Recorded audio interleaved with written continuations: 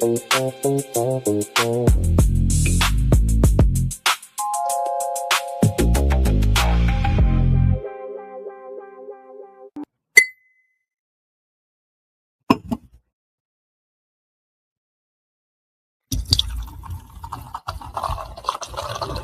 Layer's a hard place to live.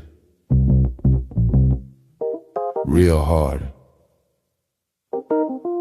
Ain't no soft landing nowhere in it. Smiling at you like it already know your name, already in the room when you walk in. That's the slings and arrows, you don't hear them fly, you just feel that sting and wonder where it came from. Whole layer wrapped in dark mystery. Old magic in the walls. Wizards whispering deals they don't keep. Dragons watching from the shadows, counting bodies like loose change. Succubus love looks sweet at first, then you wake up lighter than you went to sleep.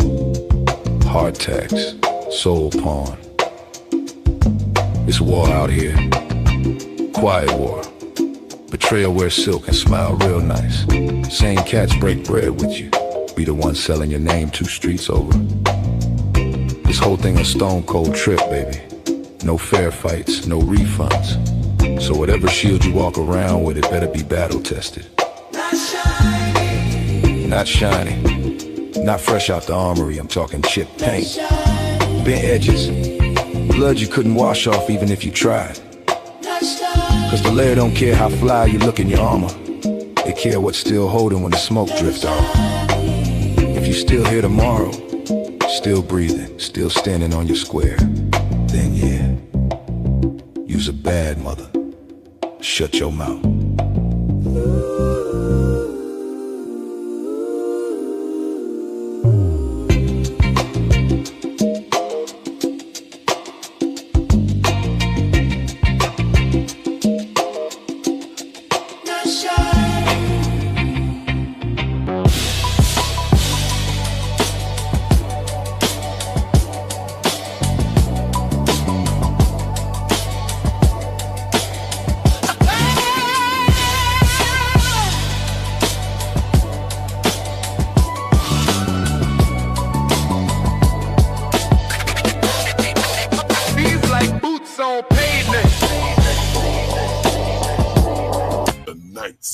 Layer.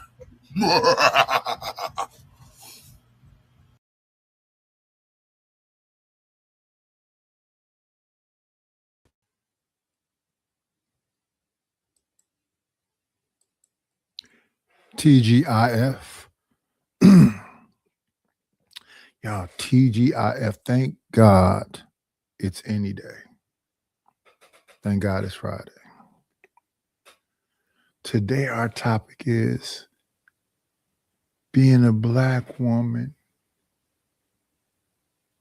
pays well when you're white. Let me say it again. Being a Black woman pays well when you're white. Everything we do, Black man and woman, benefits other people. Other people reaps the spoils of victory off the backs of these people. And let me tell you why I believe that is. We don't love ourselves. You don't look at his sister and go, damn man, that's excellence. You don't look at her brother and go, that's excellence. You look at his sister and go, she could do X, Y, and Z. And they look at a man and go, he can do X, Y. You could do better. You can do better and do better. Good morning. It's my time. A lot of us is out here pump faking. I seen somebody browbeat me about, why you be listening to that Charleston White shit? Why you be listening to that Charleston? Here's the thing. You're not daring to be great. You just trying to fit in. What I be looking at when I look at certain people is people that's daring to be great, right? And then I had somebody like John Gawk and CT tell me that JP is daring to be great. Nah, not really. I can kind of understand what y'all saying. He's willing to do viral shit and whatever else, but he don't have the intellectual fortitude to be able to manipulate the situation where it can be beneficial to him. See, when I look at Jay Prince for president, and then I look at Charleston White. Charleston White is his own man. Even if he may be a fuck nigga, he's his own man. I don't see JP as his own man. He has a naivete about himself, almost like a childish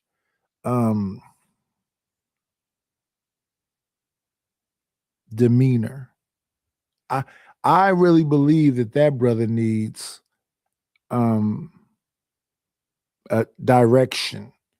He needs somebody to lead him, and then maybe it can be beneficial to him. You see what I'm saying? With Charleston's so-called reckless abandonment, no, I listened to what he said. He said when he was a young child, he was pampered and covered by his mother, while at the same time looking at things on TV that was influential to him and having family members that kind of mirrored what he saw on TV. And then he got locked up and he cosplayed gangster. And even now with the one eye and scrawny and all of this, he still can cosplay gangster. Here's the difference between cosplaying gangster and being a gangster. So let's say we have a situation, we all on a block, we like 30 deep, and some shit jump off. And then there would be a few people that be like, nigga, you got that thing on you? Get that motherfucker. And then you get off. Bang, bang, bang. And some crazy shit happen. Them dudes that told you to get off be like, oh shit, he really did that shit. That's the real world. If you are a lot of people are NPCs. They really don't have no place in this world. And then the active shooters are just emotional and whatever else. There's no proactive event that's really happening on a mass scale. It's a lot of reactive events happening on a minor scale. So I listen to Charleston say the way him and his people was framed up, they wasn't going to get after their own people. So they would go to the other side of town and catch them a white boy. And he said that he stood over the white boy, that he told his partner to shoot him. There's nothing unique or special about that. Those are the people that I talked about earlier in the situation. They're not going to do it, but they're going to inspire you and motivate you to do it, to then say, that nigga dumb than a motherfucker. That nigga crashed out. When they motivated you to do exactly that, crash out.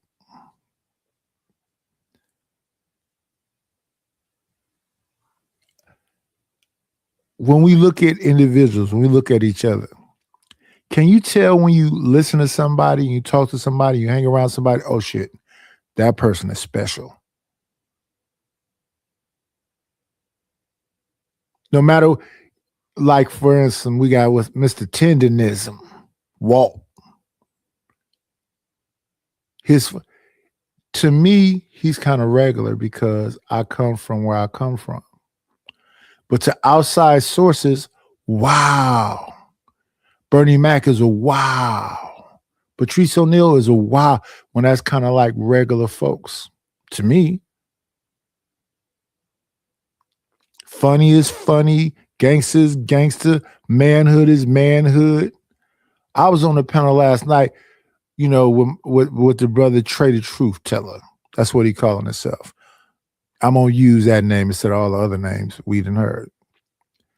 And he was talking about fucking other dudes' wives.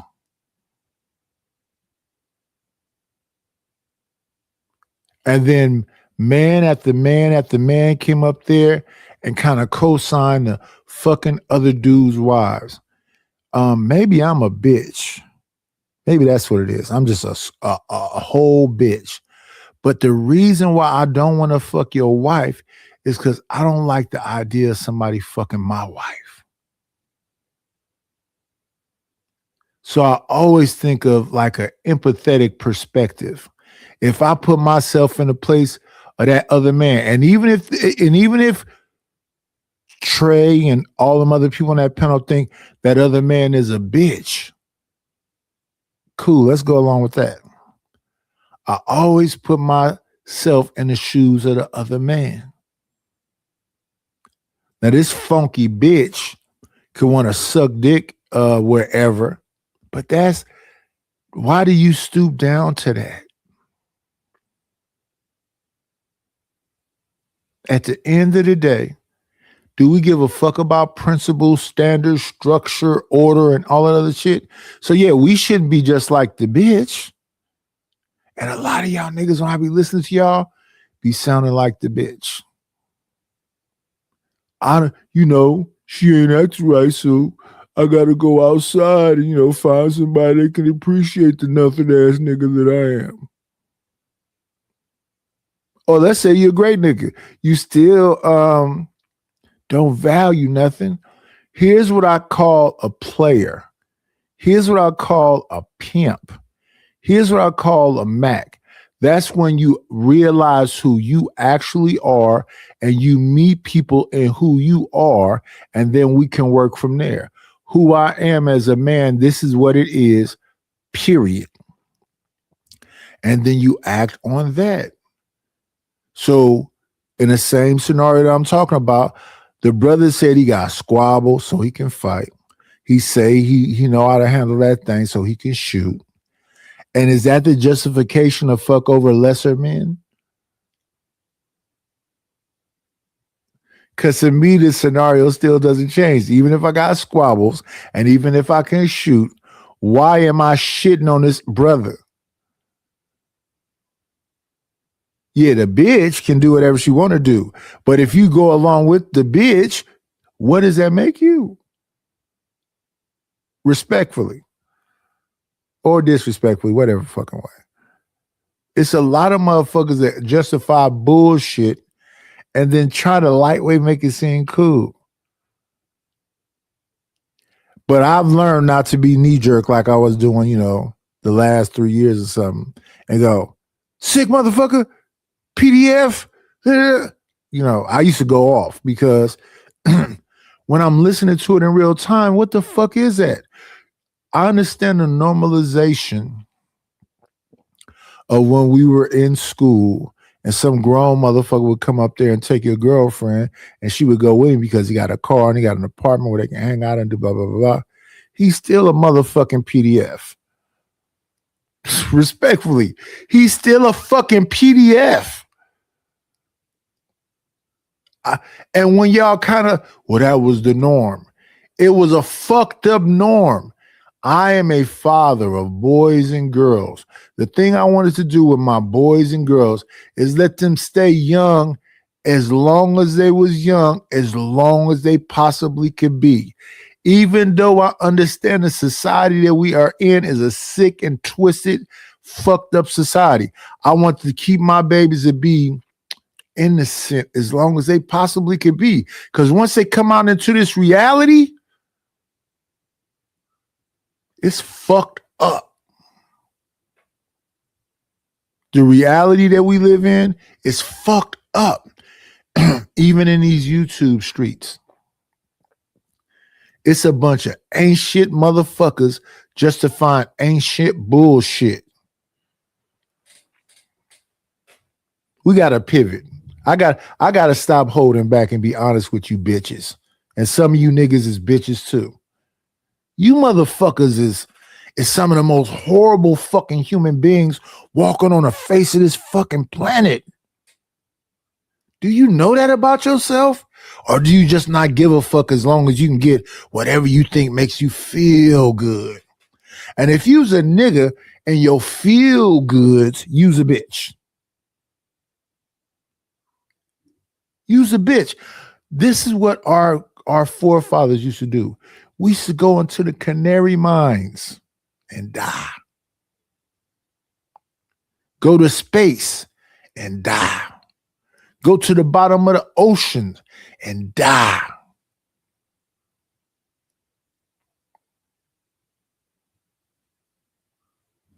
And then another one will go behind him and go into the ocean and die, and go into space and die, because we just want to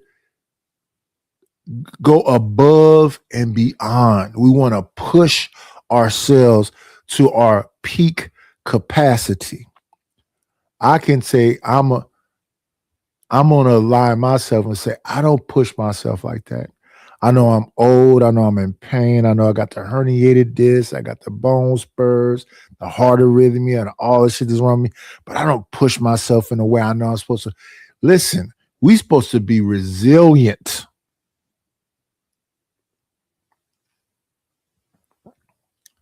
I was listening to a panel with Sharon the other day when they were talking about should a man motivate himself or she let a woman push him or whatever else? No, nigga, you supposed to be pushing yourself. You supposed to be your purpose is supposed to be about looking for greatness. I be in here wrecking my brain. I don't want to just be average. I don't want to just be living. I want to be great. Not for nobody else other than me.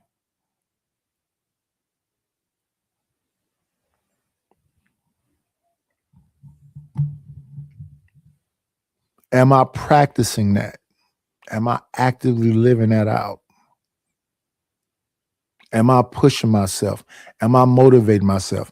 Am I getting up in the morning and washing my ass? Am I getting up in the morning and making my bed? Am I getting up in the morning and brushing my teeth?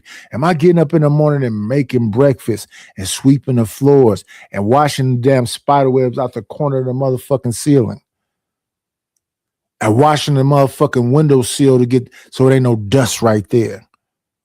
Am I moving shit around and cleaning in the corners on? No. Most motherfuckers is not doing what our predecessors did.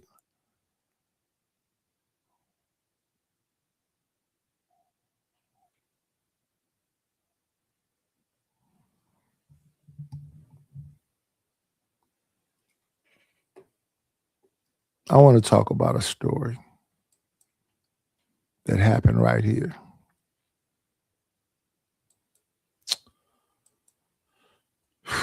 Let's look at this right quick.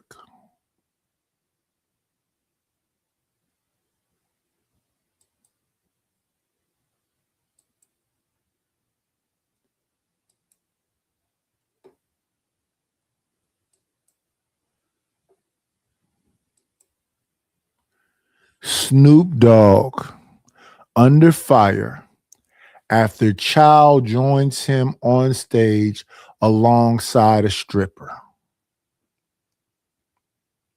Let me say that again. Snoop Dogg under fire after child joins him on stage alongside a stripper. So Snoop Dogg is performing. I believe Snoop Dogg is in his 50s. And he brings a baby on stage, maybe 6, 7, to dance alongside a fucking stripper. 50-something-year-old Snoop Dogg got his hat tilted to the side on some cosplay gangster shit. Don't understand his responsibility as the OG or the old head. He's supposed to be doing this. Let me talk some shit. Let me piss y'all off. He's supposed to be doing this. Thinking about the 3 monkeys. Do y'all remember the 3 monkeys? See no evil, hear no evil, speak no evil. What we're supposed to do as the adults is actively live out that situation. So we're supposed to take those babies and let them remain babies and make sure they don't see no evil, hear no evil, and speak no evil. That's what our responsibility is as the larger society. See no evil, hear no evil, and speak no evil. That's what our job is. That's how we protect these babies. With evil all around us, that's what our job is. Before we get started, I need you to head down in those affiliate links, tap in, lock in, show the channel some love. I don't know what's going on, gang. These are our heroes. Nas once said that these are our heroes. And we're getting to a point that the fact that this man is talking about Snoop Dogg, got his hat tilted in a black shirt, calling each other gang. It's a money grab, baby. It's a money grab, baby. The fact that this man, damn near looking just like Snoop, probably watched the whole show with the baby dancing around a stripper.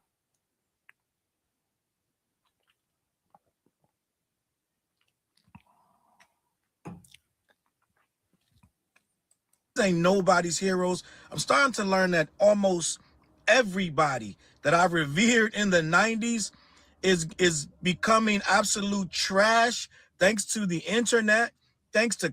What does that say about you and your choices? Are you complicit in the situation that you're describing? Almost everybody I watched in the 90s. What we watched in the 90s, respectfully, Snoop, Trick Daddy, Pac, Biggie, DMX, mostly all of that shit was degeneracy that we danced to. With the rhythm it takes to dance through what we have to live through. You can dance in the water and not get wet. That's us. I say this all the time. When you dance with the devil don't change. You do. Out chasing, thanks to dollar chasing, and thanks to having a questionable character even back then, right? Let's just be honest. We boogie oogie oogie to a bunch of songs like "Ain't No Fun," unless if my homies can't have none, right? And which is talking about running the train. So y'all all in the damn room together. It ain't no fun if the homies can't have. It just was a bop. We all participated. We're all guilty. That's a sick song.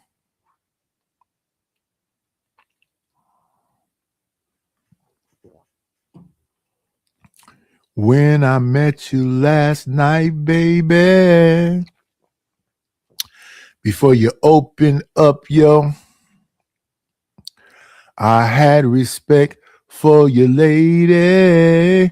But now I take it all back.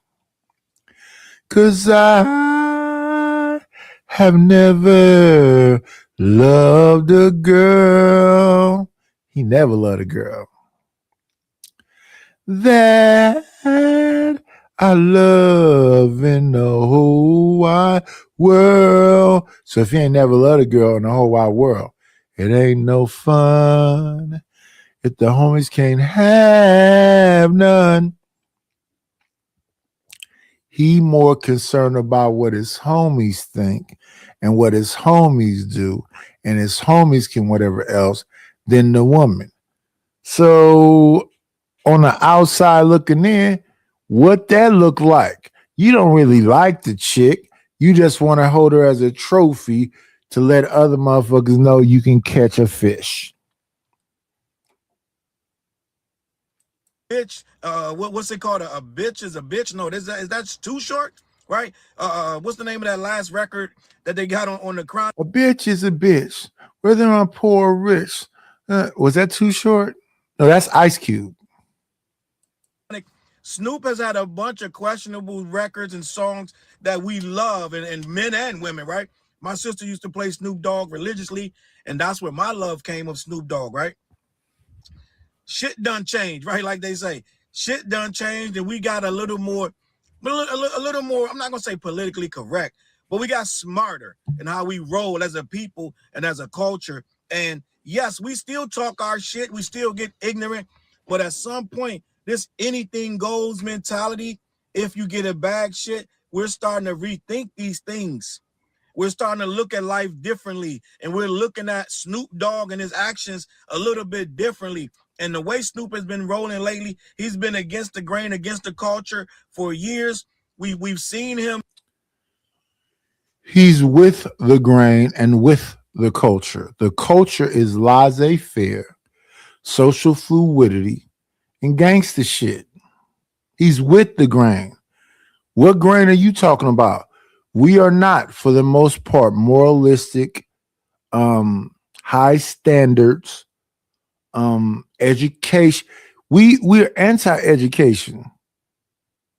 What standard? Are you just making content, brother? Are you just saying things?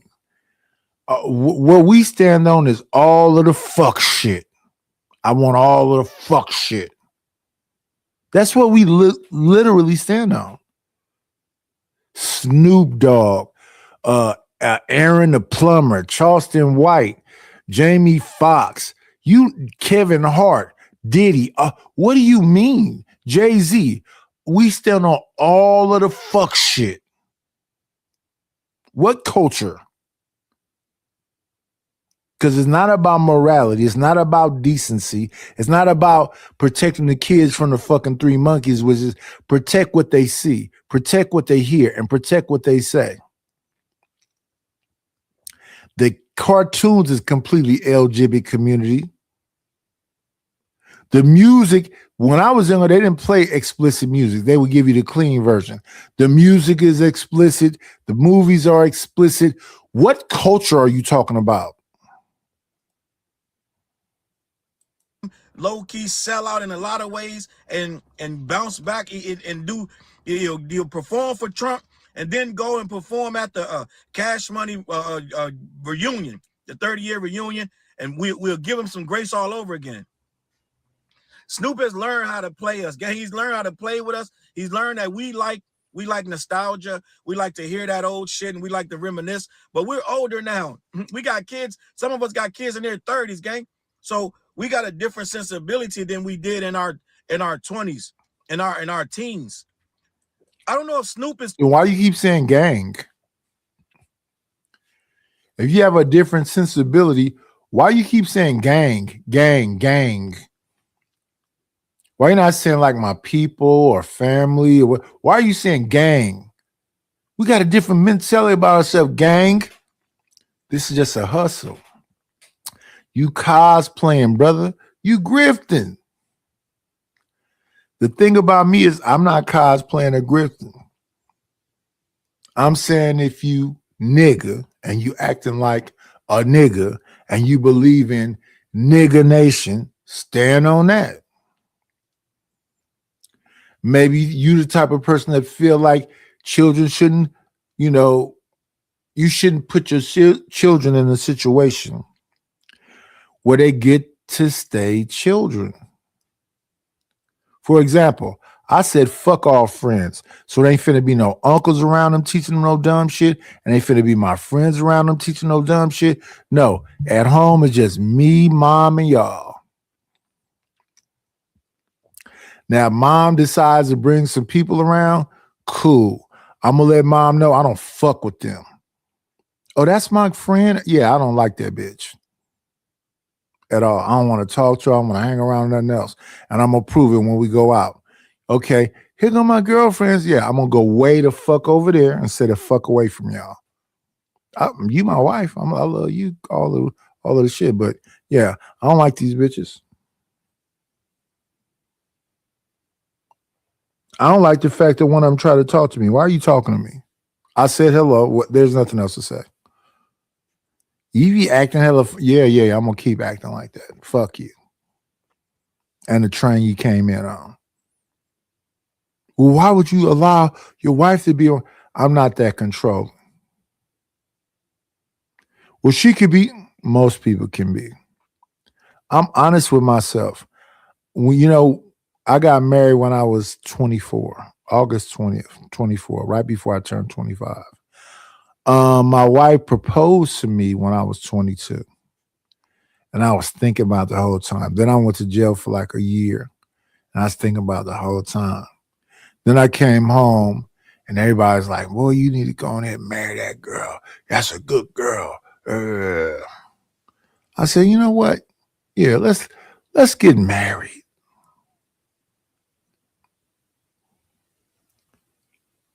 What what is your standards?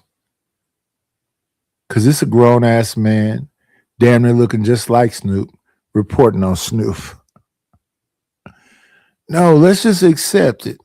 We are worldly people and we've accepted these worldly things. So we'll smoke our trees and drink our wine and then go pray. Dear Lord, forgive me, please, and blah, blah, blah. And then cheat, lie, and steal.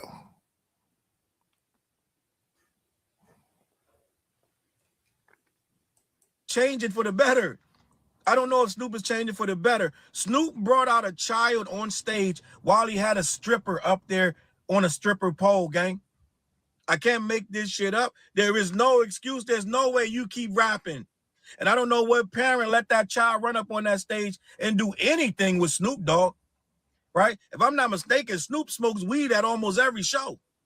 On stage, I could be bugging out, but I'm almost certain that happens, okay? So I don't know who's running, what hippie got their child running up there on the stage. I want to read this article, but I think we might be outgrowing Snoop Dogg, gang. I think we might be outgrowing him. I think he's getting to the point where anything goes. He can do anything, say anything. We accept it. We get mad for a little bit. Then we right back. He does something. He does something that the culture accepts. And we right back at, oh, look at Snoop at the Olympics. Look at Snoop at the Super Bowl. He's an oddity.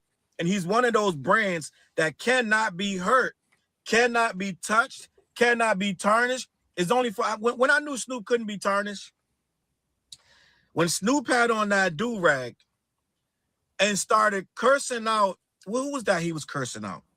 It was a white singer. I can't remember who it was. Calling her a funky dog bitch and this and that. I said, oh shit, Snoop gonna get canceled. And guess what happened? Nothing. Nothing happened to Snoop. Snoop has gone on tirades at least twice or three times a year. He go on tirades and he calls somebody a funky hoe and this, that, and third, and goes nuts. And he somehow just starts smiling again. Does another promo with Martha Stewart. All is good. I've never seen someone with this much cachet, politically and otherwise, right? We've never, ever seen Snoop for any real amount of time get canceled. Even sat down on the Red Table Talk, and voila, all was forgiven. This guy, well, oh no, it wasn't a white singer. It was it Gayle King? Gayle King, I believe it might have been Gayle King. I'm not sure. I don't remember. I just remember that Snoop went out of his way to curse somebody out, call him a funky dog hoe, and this, that, and the third. And that's what people want, brother. Got to give the people what they want. Yeah, you got to give the people what they want, brother.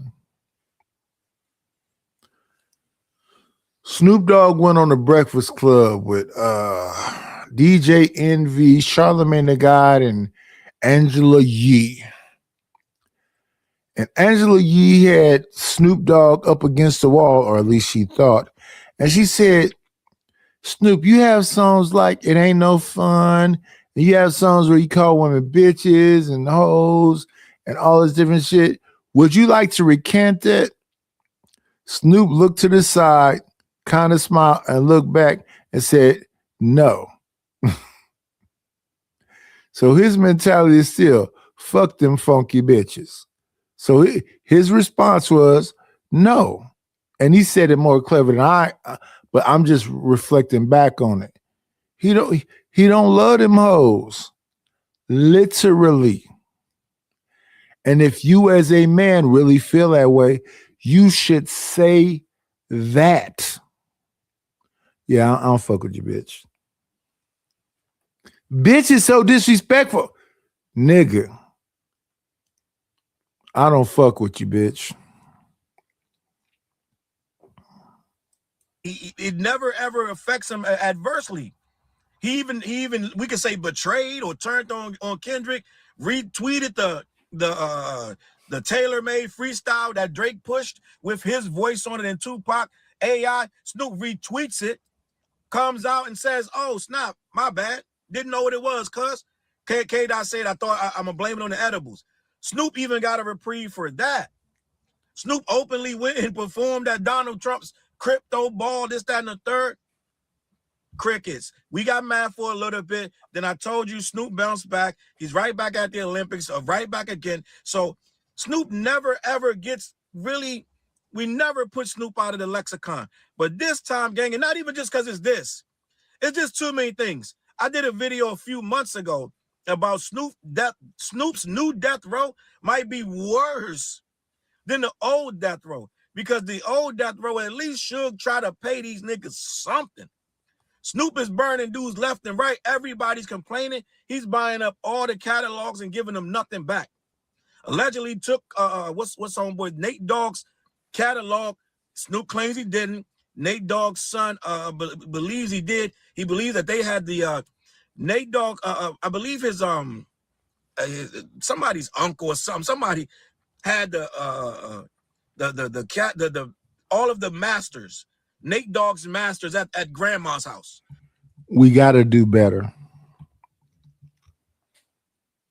We got to do better. We got to do a little bit more research when we talk about these topics. And this is the funny thing about me. I do, look at about, okay, what's the subject matter? And then I take my own experiences and the things that I've read and blah, blah, blah. No, nigga. He giving the people what they want. Period. How could you be confused? He giving the people that they want. I was talking the other day on my other channel about, people not understanding the algorithm. Yeah. This channel has been thrown out of the algorithm. So this channel is damn near what you would call shadow banned. So it'll be the least amount of people to know people at all. But I'm still going to create quality thumbnails and give y'all a nice show versus other people that just willy-nilly going about it. Snoop Dogg is conscious of what his brand is. His brand is what he introduced y'all with. Gangster rap. So what is Snoop Dogg after you strip it all down in the TV shows and whatever else? He's a street nigga. So y'all thinking we being calculated. He's being calculated also. Yeah, I think we cooked. I think we cooked, because if you can't provide her with luxury, she gonna give you all the attitude it takes to make you either want to delete her or delete yourself. And that's the same. So Snoop brought a child on stage while a stripper was up there while he was smoking weed and singing some of the, the old school stuff. With the baby, whose parents brought her to a Snoop Dogg concert? Responsibility is an issue. So yeah, I don't really blame Snoop. Snoop is going along to get along. And you're on the outside looking in, probably would take the same deals if provided the opportunity. Right? Ill-advised, not a great place to keep it. But they had it at grandma's house. And I believe it was Nate Dogg's son. And Nate Dogg's uncle allegedly gave Snoop access to those masters, or Snoop went and got the masters on his own from grandma. No matter how you slice it and dice it, Nate Dogg's son believes that Snoop Dogg has acquired those masters and is holding on to them and not letting anyone know. He claims that Snoop Dogg told him he don't have them. Somebody got to have them because somebody's getting paid. But Snoop Dogg is becoming, he's crashing out with Daz Dillinger. He Corrupt is in the hospital, sick as a dog. We don't know where Snoop is at. So I don't know what's going on with Snoop lately. But somehow, some way, Corrupt is out of hospital. He moving around a little slow and whatever else. When it comes to that kind of scenario I'm looking at with Corrupt, it kind of reminds me of the scenario that we looking at with Martin Lawrence. But yeah, Corrupt was bedridden, tubes all in him, and got up before he got completely healed and was ready to go out. Take me to the bar.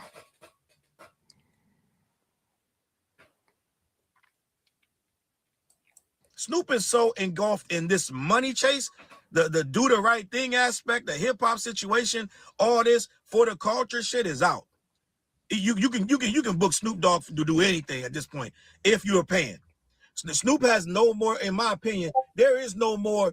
This is a cultural situation. I'm not gonna sell out on this one. No, if it's $1 attached, Snoop gonna be there. And I told you ever since that situation where he was on the cover of either the Source magazine, one of those magazines, where he was begging people to come and help him get out that deal with Suge because Suge wouldn't let him out. I think Suge might have been in jail at the time, but he wouldn't let Snoop out of his deal. And Snoop was desperate. Went on the magazine begging for somebody to hire him to help him out because he didn't know the game. He didn't know how to get money from shows. He didn't know it. He said he got in the game and didn't know anything. And now he's out on his own. Dre wasn't rocking with him. I remember that article because I was like so confused at how a mainstay, a major artist like Snoop could actually be in a magazine openly saying that he's broke and needed help. Master P ran in and had no fear of Suge Knight, sat down with Suge Knight, hashed out a deal, got Snoop on No Limit Records. The rest is history. I think he did 2 or 3 albums over there, fulfilled his contract, never looked back. But I think the hunger of that era where he couldn't feed his family and Suge had him in a headlock, I think he'll never forget that. So he takes every dollar very seriously. Now, with that being said, Snoop will sell out and do all kind of nonsense that will put him in these situations where we starting to question him. We might have outgrown Snoop, right? Ever since the whole thing with Tupac turned his back on him and they was on the plane and Snoop had a fork, right? He said, I had a fork under my jacket because I was on the plane with Suge, Tupac, and all the homies and everybody. We all over the place, right? I was on a plane with Tupac. I had my butter knife with me. It's my time. What it say?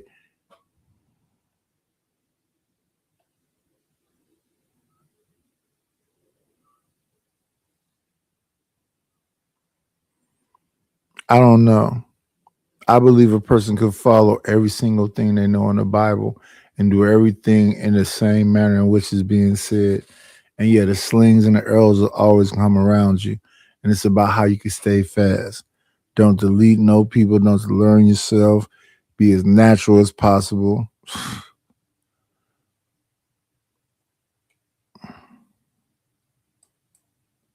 We do the same show for no people that we do for all of the people. He turned on me because I said something nice about Diddy and Biggie, right? So he said that he was on the private jet with the whole death row and nobody was saying a word to him because Tupac was upset with him, right? Remember, he said he was scared to fall asleep. He had the fork in his hand. If anybody would have got close, he was going to use that fork to defend himself, right? So end of the day, we saw Snoop go through some really tough times, and I think that's what made him into who he is. But at the end of the day, that person that he's become is callous, is careless, heartless. He doesn't pay attention to details anymore. And I know he coaches the youth football. That may be a saving grace that he does give back to his community. But at the end of the day, it's a lot of people in that community got a bunch of problems with Snoop. Over there, Snoop is always defending himself, this, that, and the third, having meetings and this and that. And they're telling Snoop he can't come back home. So it's a whole lot of shit going on with Snoop Doggy, gang. Let me read this article. We're going to have this conversation. Snoop Dogg is under fire after a child joins him on stage alongside a stripper by Caroline Fisher for HotNewHipHop.com. A clip up from one of Snoop Dogg's recent shows is currently making his rounds online as social media users point out what went wrong. Snoop Dogg has faced no shortage of controversies throughout his year about his career, and now he can add another to the list. Recently, the hip-hop icon allowed a young girl to join him on stage during one of his shows. First of all, Why are you bringing a young girl up on the stage is beyond me, even if the stripper ain't up there, but she is up there. And we see her up there dancing, and you still brought this girl up. It's weird. It's weird. It shows a lack of judgment. Let me just keep this pushing. This might seem innocent enough, but clips from the evening quickly began making their rounds online. The social media users were quick to point out what went wrong. In one clip, and that's it. All they need is to smell blood. All they need is to smell blood. Listen, the link is in the description. Shout out to this brother right here. What is his name? Shrink it down. I want to say the movie is called what's that movie? Give me a second, y'all. Let's do a little did I take him down? I did not. It's a bunch of them kind of movies though. Black Sisters Revenge. What's up? 3 the Hard Way. It's a bunch of big buff dudes that's physically fit, but might not be the most brilliant. Running town to town and having flocks of women go, "You look just like your IG pic." Shit is sad. Let's do this. We're going to pivot on over to what our show is about, which is being a black woman pays well when you're not black. That's what we're going to get to. First, we're going to get to it like this. Get a little song, and then we'll go into the conversation.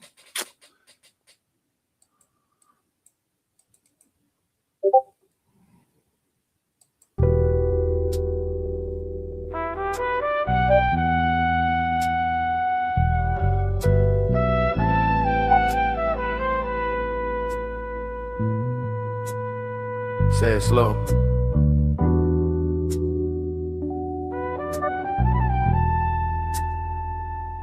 Being a black woman pays well when you're white. Yeah, it is what it is. Being a black woman pays well when you're white. Say it twice. Say it right. They love the look, but not her life. Take a soul, then sleep at night. Being a black woman pays well when you're white. Trend all day, disappear by night. They take the glow, don't take the fight. That's the truth. It is what it is, and Drake. She built it from tears they'll never know, from being told you too much everywhere she go. Now it's a trend when it's worn by them, but it was ghetto when it lived in her skin. Same lips, same hair, same tone, same slang, but one get deals and one get blamed. One get praise, one get policed, one get platform, one get grief. Tell me how that feel. Watch your whole life get flipped to a reel. Turn your culture to a costume piece, then act like it came with no history. This ain't shade, this a wound that talk. This a long road paved in chalk. Names erased, lines redrawn. Still she stand, still she strong. Being a black woman pays well when you're white. Say it twice, yeah. Say it right. They love the look, but not her life. Take a soul, then sleep at night. Yeah, They pick and choose what parts to keep. Take the shine, leave the deep. Take the sound, remix the pain, and sell it back with a different name. Call her angry when she speak a truth. Call them bold when they mimic the proof. Same exact fire, different reaction. One called problem, one called fashion. You ever been punished for what they praise? Seen your whole self turn to a phase. They love the style, but not the source. Then act surprised when we show remorse. This ain't new, it's dressed up old. Same story, just retold. Different faces, same control. Same quiet theft of body and soul. Yeah. Don't love me halfway, don't love me fake. Don't take what I am and rewrite my face. Don't wear my crown if you won't bear weight. Don't smile with me and seal my fate. Being a black woman pays well when you're white. That's the line. That's the bite. They love their image, not the fight. Love the glow, erase the light. Yeah, say it again. Being a black woman pays well when you're white. Yeah, it is what it is. Shout out to the shout outs. Being black woman pays well when you're white. So you can have Hillary Clinton up there talking about hot sauce and Joe Budden talking about if you don't vote for me, you're not white. That's hilarious. Let's do this here. I got work, baby. I got a job. I got work, baby. Let's see.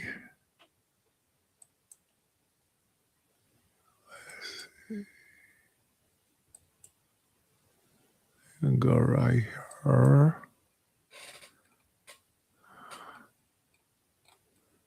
Oh my goodness, it ain't already ready. Wait a minute. What we got going? Yes. Okay, give me a second, y'all. I'll go find what I'm actually looking for. It's Mr. Gawk, homeboy. Stanley versus the world. Okay, we here. And we're queer.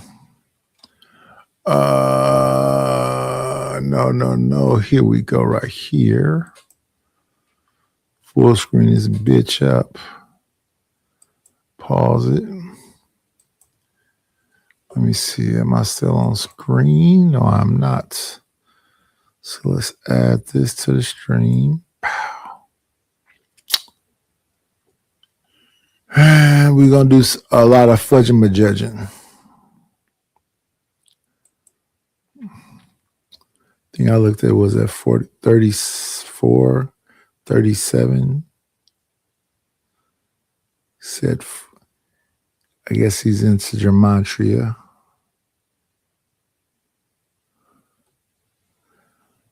And foolish.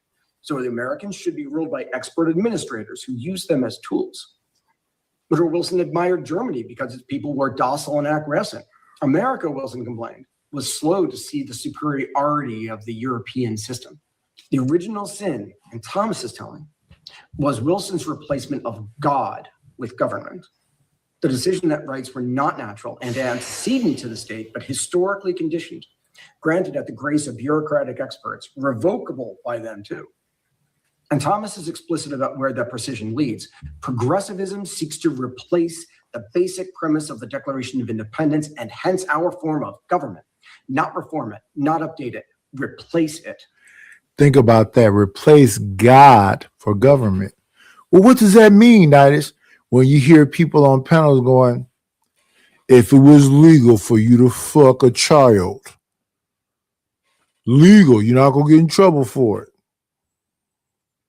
That's what they mean by replace the government with God. This government is pushing social fluidity. This government is letting people go into the bathroom because they think they're this thing.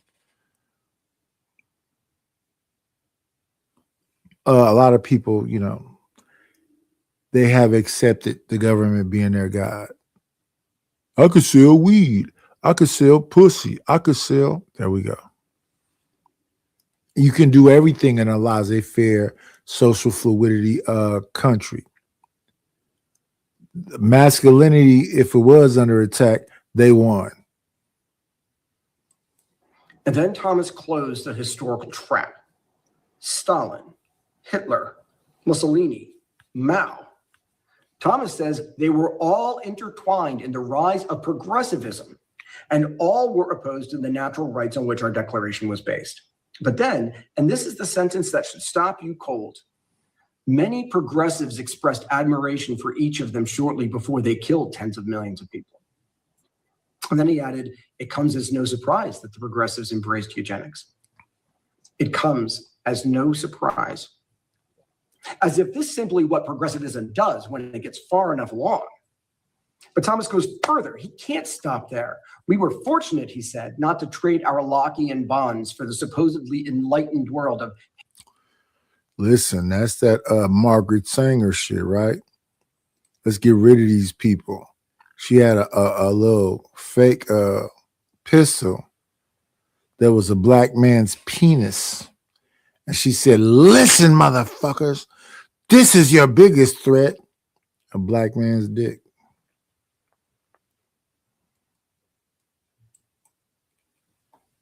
And eugenics, that's that small mustache guy that Mr. Gas Mask and set everybody aflame and massive graves. I don't think people really, you can't envision it because you never smelt burning flesh and all of the stuff that goes with it. The whistling and the banging and the pinging, and then took your boy's leg off. Yes. These people are ushering in the idea of anything goes in the West. And how have you people been liking it? We got 6 people here. How are y'all been liking the idea of masculinity is trash and that she got the divine feminine, so she's God, and how could she ever listen to her creation conversation? So he got 8 hours of this. What was going on, Stanley? But I'm listening to the brother right here. Hegel, Marx, and their followers. Fascism, he lays this out. Fascism, we need to know, began as National Socialism, and then it triggered war. Welcome to Stanley versus the World, everyone. As you trickle in, please make sure that you hit the like button. And if you're hearing this on a replay, it is very important you hit the like button, please. If you're new to the channel, please subscribe. We're back up to 332 subscribers. So we're treading water, but at some point in time, it would be nice to get the channel monetized. Yes, get the channel monetized, and of them 300 something, if you can get 30% to become a member, that's guaranteed cash. I had members from, I don't know, way back. And when I look at my analytics, they still kept paying. So listen, y'all, all I've done is moved around, and now they threaten the original channel. So I got a pivot that I'm gonna hit on the original channel, and we're gonna see what it do. That original channel got 2 strikes up against it.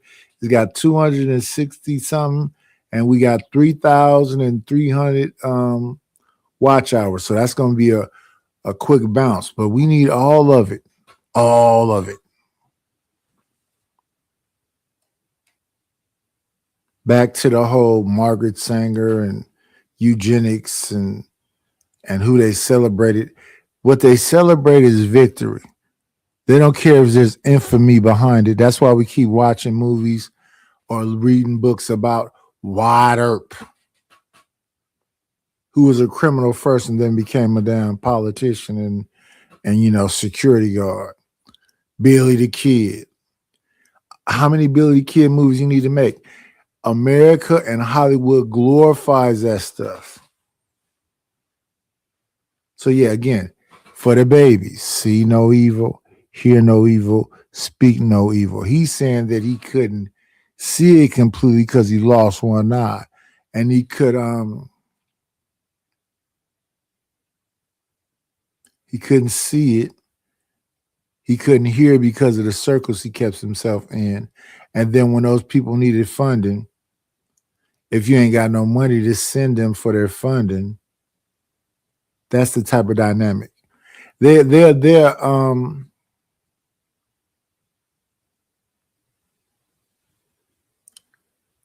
take your spirituality. They'll play on whatever it is. They need you to come there and be in solidarity with them, even if the verbiage sounds aggressive and a bit mild and wild. Because I think that's a dude, but what is happening with his face? And funny enough, we may talk about it this Saturday. I want to remind everybody, first off, that my email address, I'm going to start using Stanley versus the world versus Stanley at jghb.com. I've changed it both in the show notes on YouTube, and I've changed it in the crawl at the bottom, the banner. So I'm going to remind everybody, if you are a wrench holder, and maybe there will be an exception or two, but I kind of want to talk about the direction of the show, or the non-direction of the show, as it turns out, because I actually have been thinking about this. And, Brooklyn Watson, Kimmy Cakes, is kind of the impetus behind me doing this. I haven't made the StreamYard yet, but if you want to attend, email Stanley versus the world at gmail.com. Stanley versus, spell out versus, the world at gmail.com. If you want to attend, still haven't picked a time on Saturday. I'm guessing it'll be either late morning or very early afternoon, because I usually try and do the shows around 3. It just works for me, chore wise and all that sort of stuff. So up to you, attend or not, but I kind of know where I want to go, which is not in a direction that any of the other shows are doing. I don't care about relationships. I don't care about any of that stuff. So anyway, by the way, I don't care about relationships or any of that stuff. Listen to Stan She. I don't care about relationships or any of that stuff. I mean, he's an old ass nigga. Listen to what he's saying. I don't give a fuck about nothing. Just follow me. Let's see how many people follow.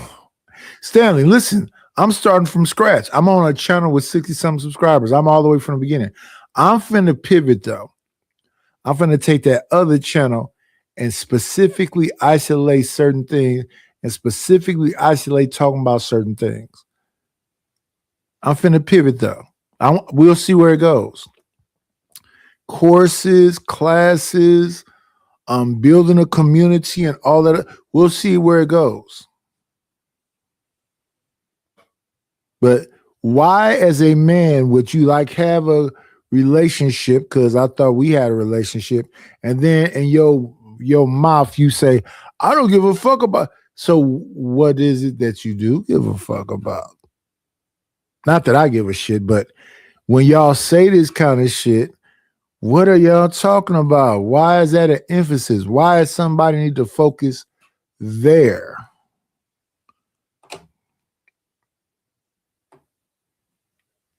Wait, it's Wednesday. Happy Wednesday. The Sovereign Beer Fund is open for investment. Today's the IPO for the weekend. Support the show by supporting the host. Even for the folks who don't live in the USA, there is PayPal now. I have it set up, and the stuff you need to know to contribute is in the banner crawl at the bottom as well. PayPal, Cash App. Who knows? One day I may even grow into Venmo, but that would mean me setting it up, and ultimately, I'm only going to do so much. So that's a side panel away from being black is beneficial. Yeah. This is meager banter.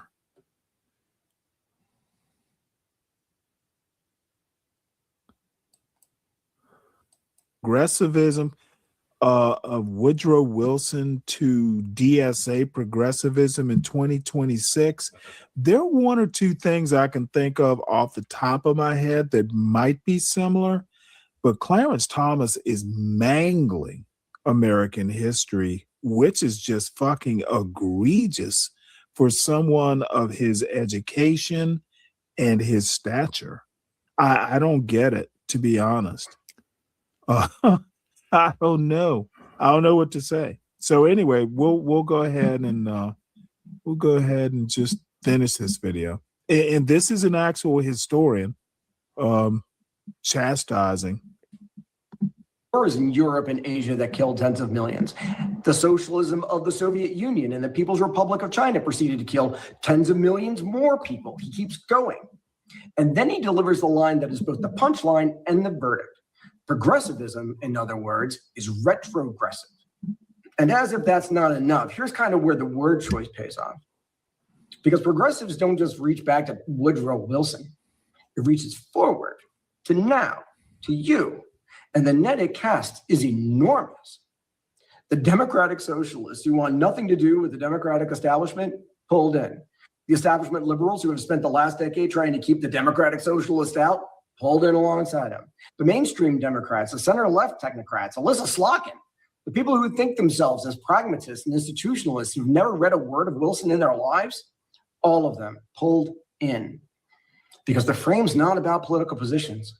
It's about a lineage they can trace.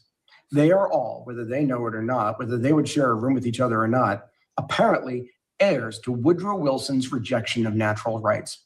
Heirs to the tradition that decided God didn't get to hand out rights anymore. The government would do it instead. Radical left is name calling. Progressives is a conviction. So then Thomas quotes Calvin Coolidge on the Declaration's principles, what he said on the 150th anniversary of the Declaration. If all men are created equal, that is final.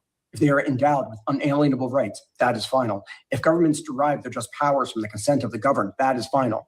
No advance, no progress can be made beyond these propositions. Stick you in 1776. And then he lands the corollary, because the 1776 propositions are timeless. If anyone wants to deny their truth or their soundness, the only direction in which they can proceed historically is not forward, but backward, toward a time when there was no equality, no rights of individuals, no rule of the... All of the equality and rights and all this shit is the situation we're in today.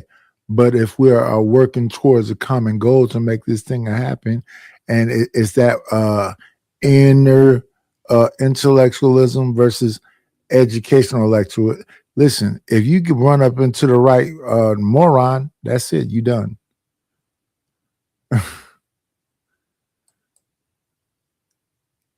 That's it. You done.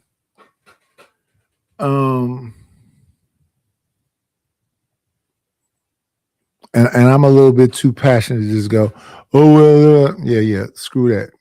Get active, nigga. People. And that's the full scope of the indictment. Progressivism doesn't just threaten American democracy. It is by definition a regression towards barbarism, toward a world before rights, report out by the Wall Street Journal. And they basically said the Iranians take Trump for a sucker. How many times do they expect him to play this game before they reopen the Strait of Hormuz in their opinion section? Of course, the president responded with a long rant, angry about that. But is that what's happening here? Or is it just this disjointed situation where you don't have, as you said, the final arbiter in all of this? Well, I think that, while they don't have the final arbiter, we do know that the IRGC is ascendant, right? We do know, and we also know that even before the war, that the IRGC had more power in that state than any other institution. So that is happening right now. And I think that, I wouldn't term it in the way that the Wall Street Journal did, but clearly the Iranians are reading us. They called our bluff and they said, we're not showing up. You didn't, we never said we were going to show up. We're not showing up. And what did President Trump do? He said, we're going to bomb there. We're going to resume bombing. And now we didn't. And so by that, while I think this was absolutely the right thing to do, because resuming bombing wasn't going to get us closer to a negotiated solution, which is the only way we can get out of this. But at the same time, the Iranians take this as us, chickening out. I want to ask you, Colonel Leighton, there's been a lot of talk from the Trump administration about demolishing Iran's capabilities militarily, its missiles, it's talked about. But we're seeing them parade this ballistic missile, in the streets of Tehran. What do you make of that vision there and what they're trying to say militarily here? Yeah, so by parading that missile, Sarah, what they're doing is they're saying we've got stuff. And, as Beth was mentioning, they still have cards. And that ballistic missile, of a type that, we haven't quite assessed yet, is, a potential weapon that they can use. And they can use it potentially for long-range activities.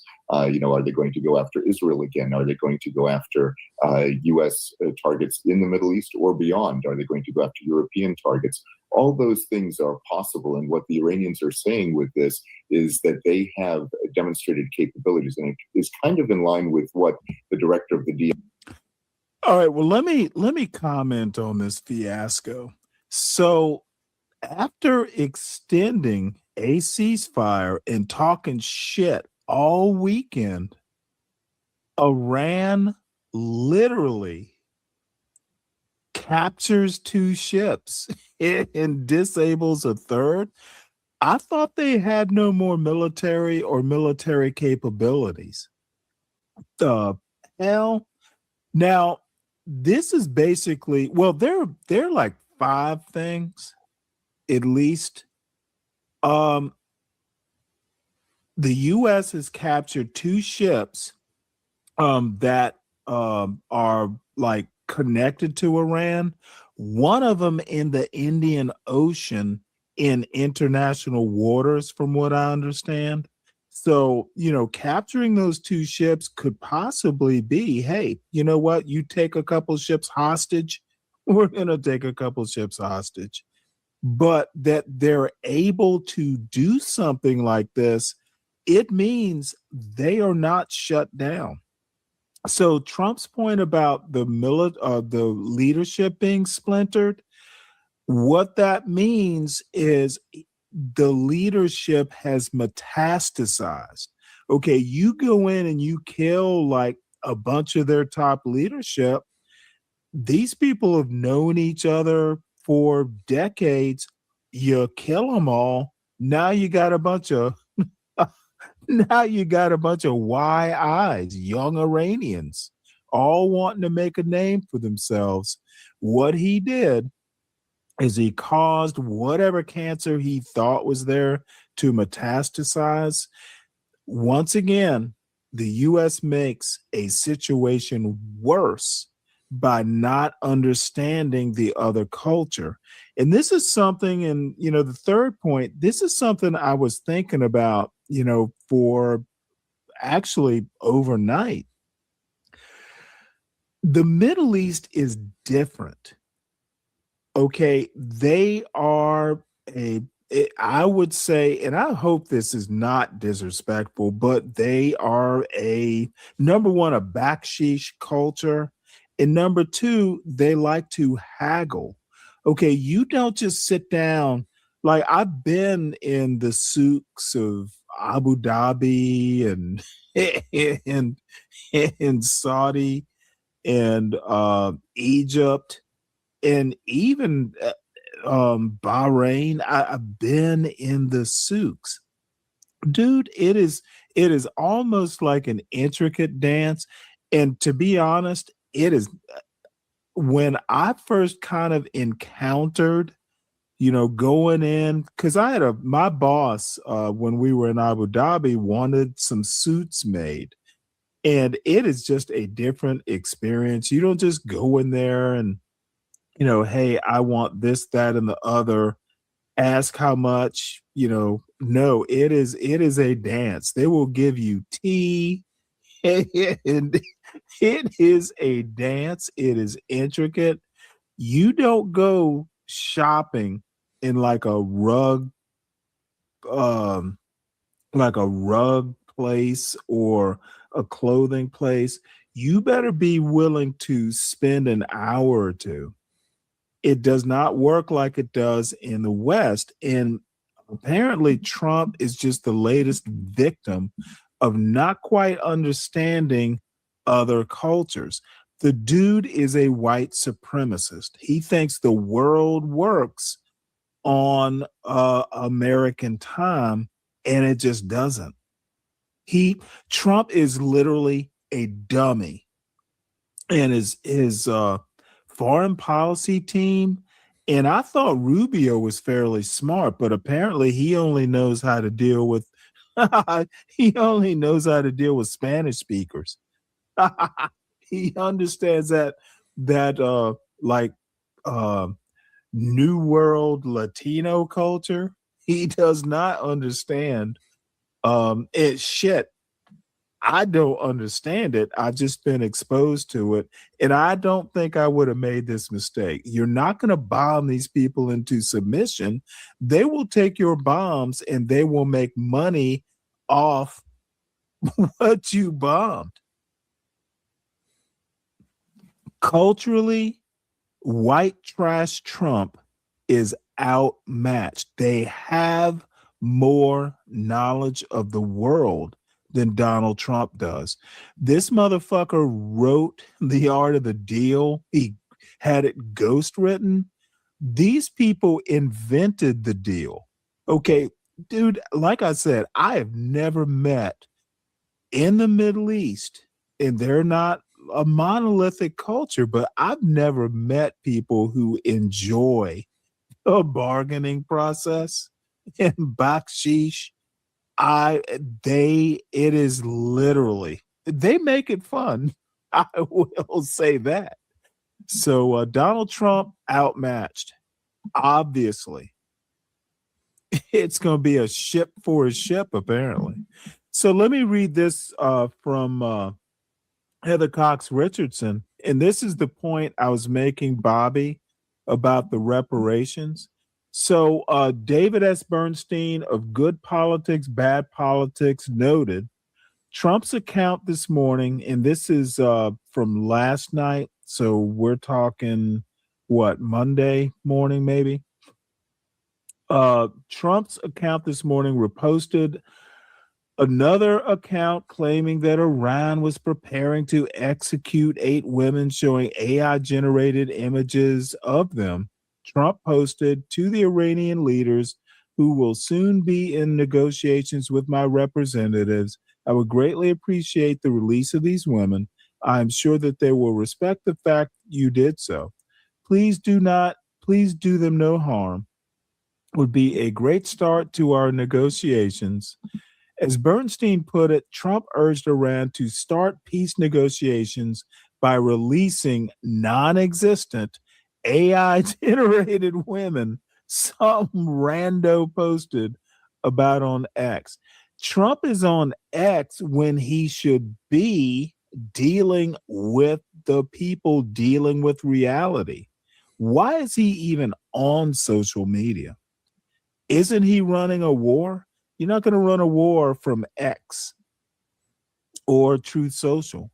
So Alan Rappaport of the New York Times reported today that Trump is considering, Bobby, please listen closely. Trump is considering using money from the U.S. Treasury to shore up the finances of the oil-rich United Arab Emirates, which have been hurt by the Iran war. So they're going to get reparations, Bobby. You're not. Now they might. He's considering. I'm not saying it's happened. After the story appeared, Zach Everson of Public Citizen pointed out that Sheikh Tahnoon bin Zayed Al Nahyan, who controls the sovereign wealth of the United Arab Emirates, has directed hundreds of millions to Donald Trump personally, buying 49% of the Trump family's World Liberty Financial and investing $2 billion in World Liberty Financial's USD1 stablecoin. So, look, Bobby, your reparations are going to the Persian Gulf. And by the way, I loved Abu Dhabi. It's in UAE. Great place if you're young. But that's where reparations are going.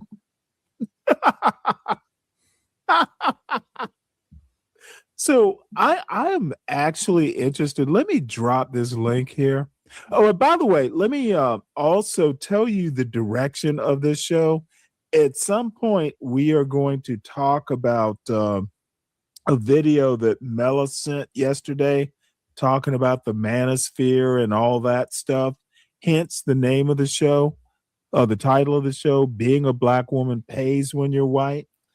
The picture, the thumbnail is from Imitation of Life.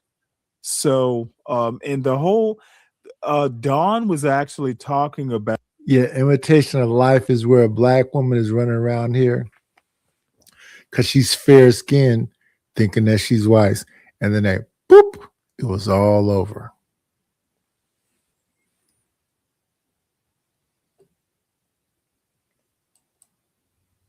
About what's her name? Rachel Dolezal talking about black women.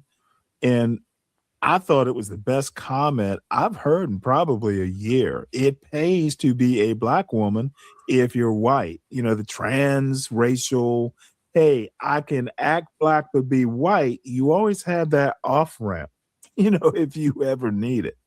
So there we go. Yeah, most Sav said Captain Phillips was in number one. It's the Red Sea. Somalia is in the Red Sea. Persian Gulf is different. Speak radio. Doesn't work that way in the Persian Gulf.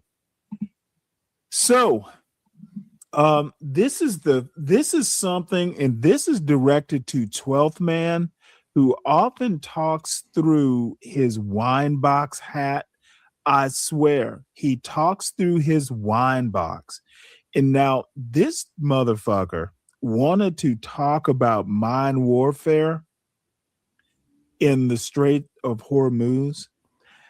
And I'm going to reemphasize, my first ship was literally a minesweeper, and I have done mine countermeasures and mine warfare in the Persian Gulf during the first Desert Storm. I know about minefields because I have literally conned a ship while we hunt mines. Like, go left, go right. We need to stay on course. I've done it personally. Lee. I know what the fuck I'm talking about. Now, I'm sure in 25 I years. know what the fuck I'm talking about. Clearing straight of humus mines, clearing straits of humus of mines could take 6 months. And the Pentagon tells the Congress, clearing strait of Hormuz. Damn, that hard R is crazy. 6 mines could take 6 months, says the Pentagon. What are they going to do with the mines? Clearing straits. So they're going to bang them up so they're not effective no more? What they doing with said wines? This shit is supposed to be about white women fucking cosplaying black women and reaping all the benefits from it. Nobody talk. Don't do this, Stanley. Let's get back to the damn talk, brother. Trump is said to be in talks to send Afghans who aided U.S. Army forces in the Congo. People who voted for Trump and Trump himself. Congratulations, MAGA. More than 190,000 Afghans who aided the U.S. effort. Oh, and by the way, I forgot to mention the January 6th people who are MAGA, so they're kind of grandfathered in. Resettled in the U.S. between August 2021 and mid-2025 after passing background checks. But a group of more than 1,100 Afghans are being housed in a former U.S. military base in Qatar known as Camp As-Salia. The American government brought them there in late 2024 and promised them a path to settlement in the United States if they passed further checks. Qatar was intended as a stopover, but many of the Afghans found themselves in limbo after the Trump administration ended policies that would have enabled them to resettle in the United States.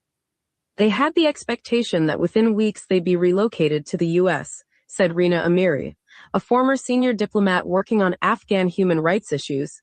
Who is going to fight alongside the U.S. when the U.S. betrays the people who stood alongside us?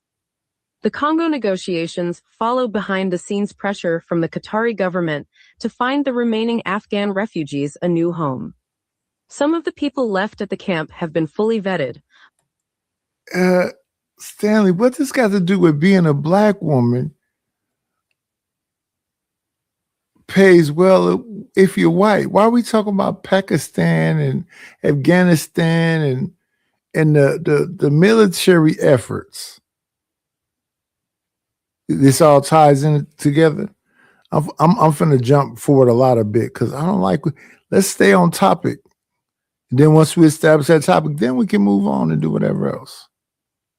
So just bear with me. Now, I will. These are British women, but some of the stuff they'll talk about, I actually did pre-watch this. Some of what they're talking about is kind of relevant, so that's why I'm showing it.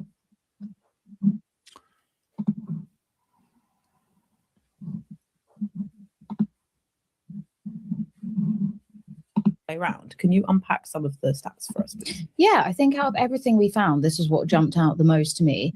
I think we're very used to hearing about young men's negative views of young women's and sort of misogyny amongst young men. But this really struck me because we found that 72% of young men have a favourable view of young women, 7%, and not very many really, have an unfavourable view of young women. When it comes to women under 30, though, only 50% have a favourable view. The unfavourable view of men goes up to 21%, and then under 25 women, it's just 35% of young women who have a favourable view of men. And if you go into very favourable, we actually use positive rather than favourable, but if you say very positive, it's just 11% of under 25 women. So we are looking at an environment where young women feel a lot more negatively towards young men than the other way around. It's really interesting because I think if you sort of, as a casual observer of some of the discourse about sort of gender politics and particularly the manosphere, you'd assume that this sort of rift between young women and young men was driven by young men's opinions and behavior towards Mm. women. Perhaps it is. We'll get more into the reasons behind some of these figures. So But really, I mean, it's much more stark on the side of women's attitudes. Exactly, and it's not even reciprocated, on the young men's side. It really is unbalanced, with young women feeling much more negatively than young men. Yeah, and Emily, you spent a lot of time with this demographic of young women for your feature. How was this negativity towards men shaping their lives? How did it come out when you were speaking to them? I was really, really surprised by how negatively they spoke about men. And I mean, some of them still had boyfriends and still were dating, although some of them were even quite negative about the men they were dating. One girl I spoke to was like, I couldn't imagine my boyfriend at the pub with his friends talking about political issues, whereas that's basically all me and my friends talk about. So being a black woman pays well when you're white. We went all over military stuff, and now we're talking about people just in relationships and whatever else. Where's the racial dynamic that we're separating in this long soliloquy, Mr. Cross? A lot of them have negative, and y'all need to be conscious of this. Negative how? Negative like pew, pew, pew. Negative like she gonna put you in a jujitsu hole. Negative how? Fucking monsters. Be specific. So, she felt quite scathing towards, even though she loved him, she felt quite scathing towards him. And some women I spoke to had basically sworn off men completely and said they were uninterested in them, didn't have male friends. They all said they would not date a man who didn't share their basic views. And given women and men don't have exactly the same politics, and, that's going to become more tricky if women are just totally not up for dating a man who disagrees with them on core issues.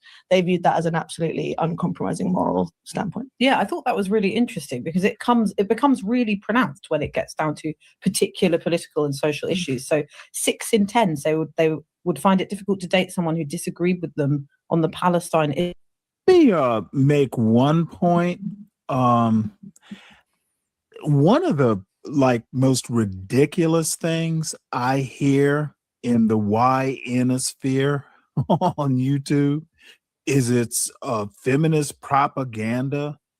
A lot of these women, and I'm not talking about these women, but listening to some of these YN panels like Fatty and American Man and Sharon, those old YN, that old YN crowd. Dude, a lot of these women are talking about personal experience. They're not talking about propaganda. So it's because of feminist propaganda. I literally, sometimes I'll laugh when I hear that stupid stuff. Again, educated comments. They're thinking. I think that some of these comments aren't educated. They're indoctrinated. Let's get that clear. It's indoctrination. And then when you have a group of women talking so much shit about their men, when that doesn't play nowhere in the world because it's real negative consequences behind it, you're a social fluid person. You believe anything goes. Listen to what you just said. You believe anything goes, and shit is frustrating. The fact that a motherfucker talk like this, don't understand exactly what he's saying. When we talk about the 3 monkeys, seeing no evil, you're supposed to be protecting your children's eyes. Hearing no evil, you're supposed to be protecting your children's ears. And speak no evil. You're not supposed to be walking around acting, normalizing, a shady character. Ain't that complicated? Now my phone finna beep. It's because of propaganda. Some of it, I'm sure, is because of that. But some of the propaganda doesn't spring up out of total fiction, at least the good propaganda. So there is a kernel of truth in every lie. And we need to bear that in mind. And if you listen to some of these panels, just the quality of some of the comments and opinions, it does not surprise me that women are afraid of some of these men. It shouldn't surprise you because their perspective on things is that they fucking lesbians. They rather be sucking pussy, and they love to agitate and annoy and irritate men. It turns them on to be able to come approach me. I got my ass and titties out. Approach me so I can deny you, so I can reject you. That's the whole shit. It's fucking Charlie Brown, whoever that brother you saw would say, "Come on, Chuck, kick the football." It snatched away while he fall on his head. They giving you noogies and wedgies and all of the bullshit.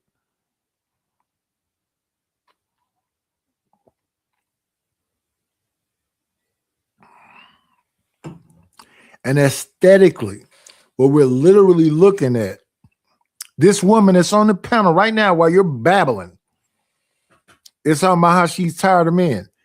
What nigga is trying to fuck with her? She's a baddie?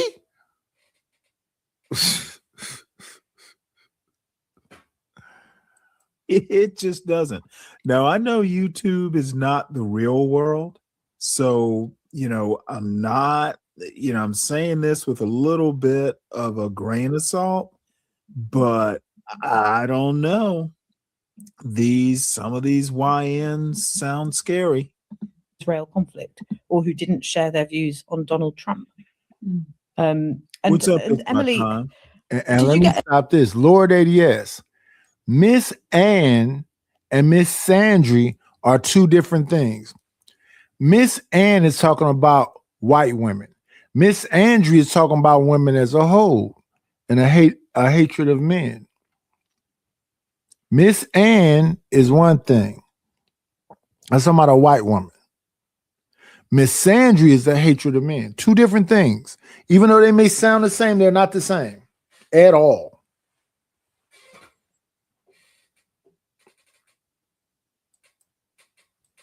Did you get? You there? Okay. Here's where my time lady first. Or it's my time. This is where she pops up on the panel. Because I've been trying to understand what she's been talking about that happened between her and Stanley. So maybe it's about to happen right now. Let's see what this is. Yeah, I'm here. No one reads books on YouTube. So Jules says she's talking about books. Like, people on YouTube actually read books? Well, I know there's a disconnect now. None of these motherfuckers have read books, Jewel. What are you talking about? Who here has read a book on feminism in any of the Y-inosphere, the old Y-inosphere? None. Zero. I've yet to hear a Bell Hooks quote.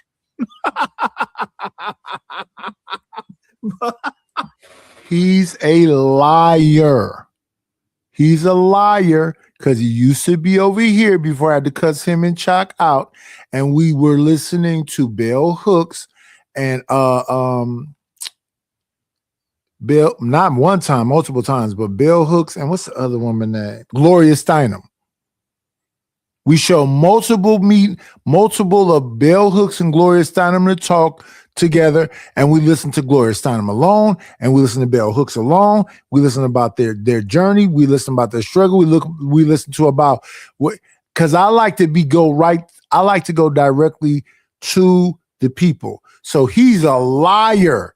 He knows that I done looked at Bell Hooks and listened and talked about Bell Hooks multiple times. He knows I looked at Gloria Steinem and talked about Gloria Steinem multiple times. He's a liar. And he calls me an OYN all the time. Like, the day I hear Sharon Bracey quote Bell Hooks is the day I will send him a cash app. So any comments on what's going on so far? It's my time. I think I want to hear a little bit more before I comment. Okay.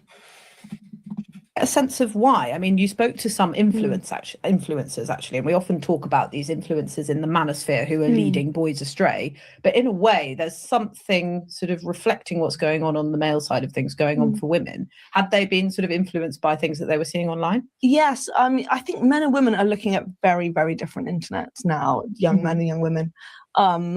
Like the women I spoke to said they were worried about what the men were looking at online. They're worried about, Andrew Tate's and people like that. Yeah. Whereas I spoke to an influencer who would post very, very left-wing content, very sort of anti-imperialist, very pro-Palestine, very anti the government, anti-Starmer, anti-Trump, but also there is mixed in content about, and with her and people like her, about toxic masculinity, about manufactured male victimhood, things like that. It all kind of blurs into a larger online space where that has a significant antipathy towards men alongside progressive politics. Yeah, I found it interesting actually. That's something that I've come across on my own feed. Lots of as a mum of a first child, like she's a toddler, I've got a lot of parenting content coming through on Instagram Reels in particular. And it's a lot of women basically being so horrible about their husbands and the fathers of their children. Totally. Weaponized incompetence and all of these kind of buzz phrases.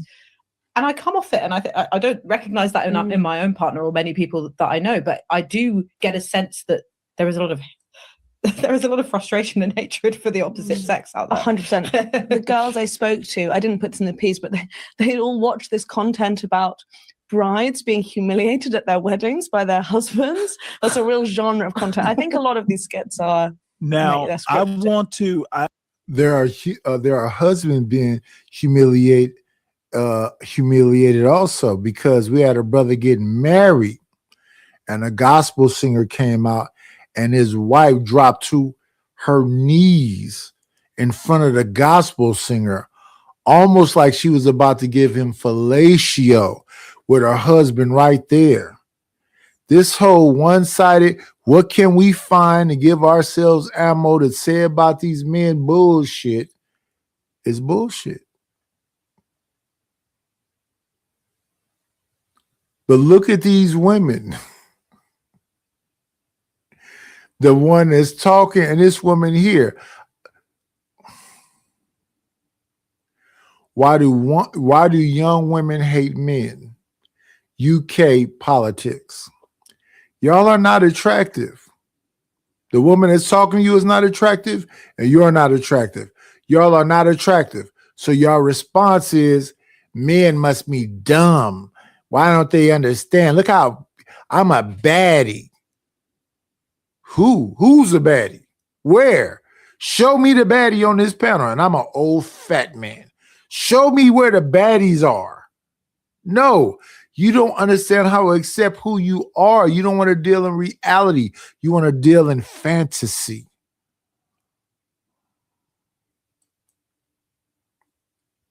Look at that woman. Are in that position too. So why is it that women are coming out with a different outlook? It's a really good question. I mean, I think a big part is the internet. Your polling showed that women who are more online feel a lot of this stuff more strongly, are more worried about things like abortion rights and the environment. I think they would put, if you ask them, their main answer is women are more empathetic than men. We naturally experience misogyny from a young age. We experience sexual violence, or we witness sexual violence. We experience sort of, a lot of them had what could be almost reactionary way of talking about sort of, we experience physical pain, and that in our bodies creates this greater sense of feeling and empathy compared to men. It's a very sort of biologically essentialist way in a way of talking about one's politics. Yeah, I thought it was quite interesting hearing these young women who are extremely progressive.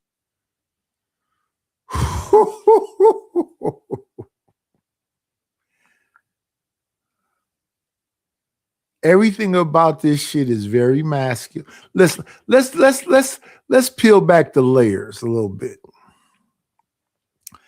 Let's peel back the layers just a little bit. That room right there is very masculine. Everything is dark. Everything is black. That room is very masculine, right? Very masculine. Now let's take the individuals. The woman in the center has black boots on. The women sitting across from each other have tennis shoes on. They're not even trying to look cute. Each one of them facially is challenged. They may have been born with a vagina, but ain't now one of them cute. And you know me, I'll say this shit. What's her name? Gladys Knight is a baddie. I'll say that, you know, Stephanie Mills is beautiful. People will tell me Stephanie Mills is ugly. People will tell me Whoopi Goldberg is ugly. Compared to these chicks, put Whoopi Goldberg face in the middle of this, and Whoopi Goldberg is ugly compared to these broads. Each one of these three chicks can be in a fucking horror movie. I will believe all three of them as Draculas. Easily. Don't put no makeup on them. Just let them walk on set like that, put a cape on them. All three of them, yeah, them is Draculas. All three of them. Nothing cute in there. In their values and their mindset. Also saying things that you kind of expect from an older, totally, you know, yeah, maybe less online generation, yeah, like, oh, they're just different, you know. Yeah, they really boys root it in their biology. Yeah. And they would say, yeah, we've experienced that, and therefore, you know, I've experienced misogyny, and therefore I can now empathize with people who experience racism if they're white, for example, or, you know, classism, and we can just start caring about things. Men never started feeling oppression, so they've never had to care. And I think, you know, there's obviously a point in that. There obviously, you know, I think a lot of young women growing up will have experienced a friend who suffered sexual violence, if not them. There are those kind of things that can make you aware. But I think also then they go on the internet and it completely reinforces those beliefs and tells them that you should be concerned, and it's a very, very moral issue to not be, and it's a problem if you're not concerned. And you shouldn't be relaxed, and their friends feel that way, and it's a sort of vicious cycle. Yeah, Well, one thing I do have to say is I am damn glad that I'm not like 40 or under, because number one, I would hope to be smarter than about 100% of the people I run into on these YouTube shows. It's like, damn. There are just things you need to be able to, I don't know how to describe it, but I wonder if we are not doing a good job of instilling at the parent, like in our homes, of not telling kids that you should be skeptical of some things. You know, Ronald Reagan probably only got one thing right that I thoroughly agree with. Ronald Reagan? You talking about the 80s in 2026? Ronald Reagan got one thing right. What? Trust but verify. Trust but verify. Dude, even if you are majoring in like women's studies or something, trust but verify, especially when you're dealing with liberal arts, there is always be an opposing view. You know, I'm thinking of, you know, I've been kind of brushing up on my liberalism. Well, you know, there are people who were post-liberalism or just kind of counter-liberalism. You know, these days it's post-liberalism, and those are like Clarence Thomas type idiots. Clarence Thomas loving idiots. But in the liberal arts and even in the sciences, especially things like theoretical physics, there are always going to be counterpoints. And you're good, to actually be good at whatever topic you choose to even major in, you've got to know what the opposition thinks. And I don't know whether that's actually a problem. I'm just guessing, because I hear a whole bunch of people who get up on a panel and just nod their heads and go, right. It sounds good, therefore it is right or good. America might be in a bigger problem than even I thought it was, but it's tore up from the floor up. And YouTube is actually kind of convincing me of this. It is amazing how much how much I shake my head these days. You got something to say? Yeah, I'm wondering how we went from. Well, I'm not gonna put myself in it because I'm seeing things that I absolutely will never agree with. Never seen it in growing up in my mother and father's home. When my mother was a nurse, my father was a carpenter after getting out of the service, 32 years. So when my dad was leaving work, my mother was going to work, or vice versa. One worked from 7 to 11 and 3 to 7. It was either my dad worked in the morning, my mom worked overnight. Okay, I'm lost. What does this have to do with so they never women and men? compared they never compared income, who had what or what one could Okay, get. we're not exactly talking about comparison of income. This I'm talking particular about video, what's going on the internet right now. This particular video that we're watching is about, women, being basically scared of men. We haven't gotten to the income part. We might actually get to the income part, but that's not where we are now. So the video, what I seen today, it was about. Seen where? Here? I seen on YouTube.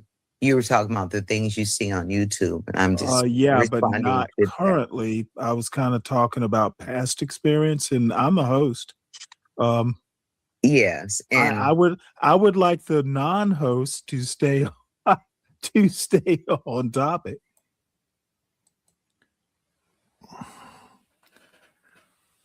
And see, Stanley, this right here, what you doing right here to this lady right here, this some hoe shit. This is some hoe shit. I would dig knee deep into your ass behind this whole shit that you're doing right now. The woman just popped up on panel. You all over the place like bird shit and going along with it because you're a liberal and you into social fluidity. That's why you letting your hair grow out. That's why I call you Stanshy in the first place. You like to come over here and talk about all the books that you read and how individualistic you are and that everything is perfectly fine right now. No, it's not, nigga. The fuck are you talking about? Everything is not fine right now.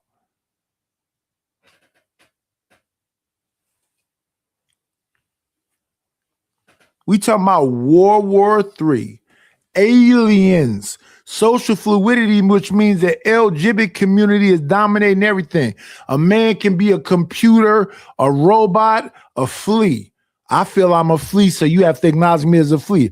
I don't have to acknowledge you as shit. And you talking about being a fucking host? I am the host. But you know what I'll do as a host? If you do too much, I'll just drop your bitch ass. Or I'll put the bounties out and let them spend money to get rid of your bitch ass. But I don't have to say I'm the host. You being a host is obvious. I'm just talking about my experience as an older woman and what I grew up with and how I don't Okay, let. can you make it? Did you hate men growing up? Is that where you're going? No, never, never, never, Gotcha. never, never. So anything else on the topic of, and I was actually, this particular video ties in, because it's a lot about the manosphere. We may get to another video about the manosphere that was on Netflix. But in light, and one of the reasons I even, usually I don't do anything like this because I'm not, other than to mock the manosphere, I don't even care about this sort of stuff. But I read You did a fucking damn near 9-hour show about something you don't care about, nigga. Do you hear yourself speaking? This is the bullshit. You supposed to be in a leadership role and guiding people and being empathetic and sympathetic to said people. You're talking shit about the people who are hurting from this. There are people out here, they can say what they want to say about Andrew Tate. They can say what they want to say about the red pill. They can say what they want to say about the manosphere. But there are women out here, and one of the clips you just played, women out here who hate men. They are misandrous. You just played the fucking tape. They hate men. So what do they want to do? Just extract his funds up out of him. All you are, man, is a fucking worker bee. All you're supposed to do is get on my program, suck on my pussy, fuck the shit out of me, give me all your money, and get the fuck away from me. I already don't like you, but go ahead and pump away. While I let you pump away and give me your motherfucking funds, bitch, and get the fuck on. This is women talking. That's women talking. If I even give you, they selling farts in jars. I got an OnlyFans subscription. You can look at my titties. You can look at my ass. I don't even know. Let me say this to the men now. Nigga, what the fuck is wrong with you? I be looking for the next story I'm finna do. I'm talking about politics and blah, blah, blah, blah, blah. And damn near every other fucking video is some bitch looking back at her ass and her breast implants. And niggas be having ass like bitches, and they're with some, what they used to call it, chicks with dicks. And then motherfucker said, no, it's a nigga with titties. It ain't no chicks with dicks. It's a nigga with titties. And that's all a nigga need is a nigga with titties who been working. Nah, I look at a woman in her face. I ask her who the fuck she is. I'm so bold, I go so far as to say, was you born a woman? Because in 2026, how the fuck can you tell? But this whole shit that Stanley is going on this particular show right now is he's okay with the women shitting all over niggas.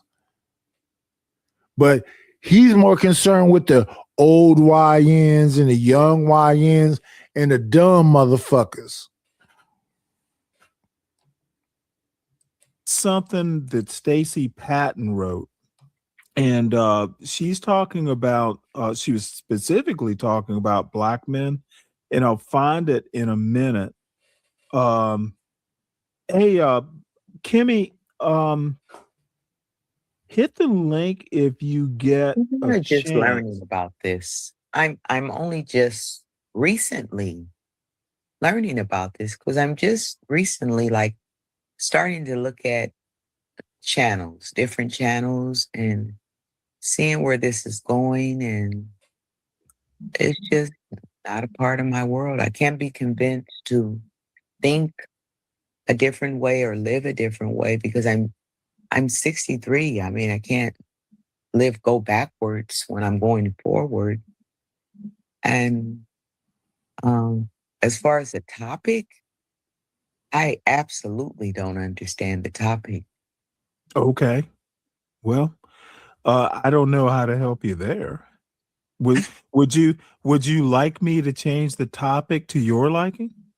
No, I'm just saying that's why I said Well, I'd just rather checking. listen because I'm trying to see how it identifies with imitation of life. Oh, well, Dawn made a joke about we were talking about Rachel Dolezal, who has changed her name to Nkechi something or another. The transracial, she's white, but she identifies as black. So Dawn's comment was, hey, being a black woman pays well when you're white. So that was the transracial joke. But it made me think that, black women, whether we like it or not, are probably, and I think credibly, the most, well, think about it. Asian men and black women are the least desired intersectionalities on dating apps. And to be honest, I don't know why black women are.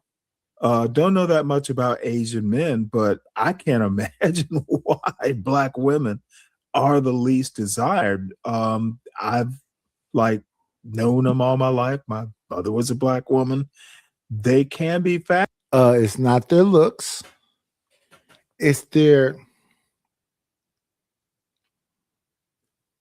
insistence on trying to make you acquiesce, bow down, and do what it is that they think you should be doing. I don't want to spend my whole day trying to live up to your perception of what a man is supposed to be. I am a man, period. And it stops right there. Just like this woman that's in front of me that's not attractive at all, but that's still a woman. And I wouldn't disrespect her, but I wouldn't want to fuck her. And that would be the distance and the separation.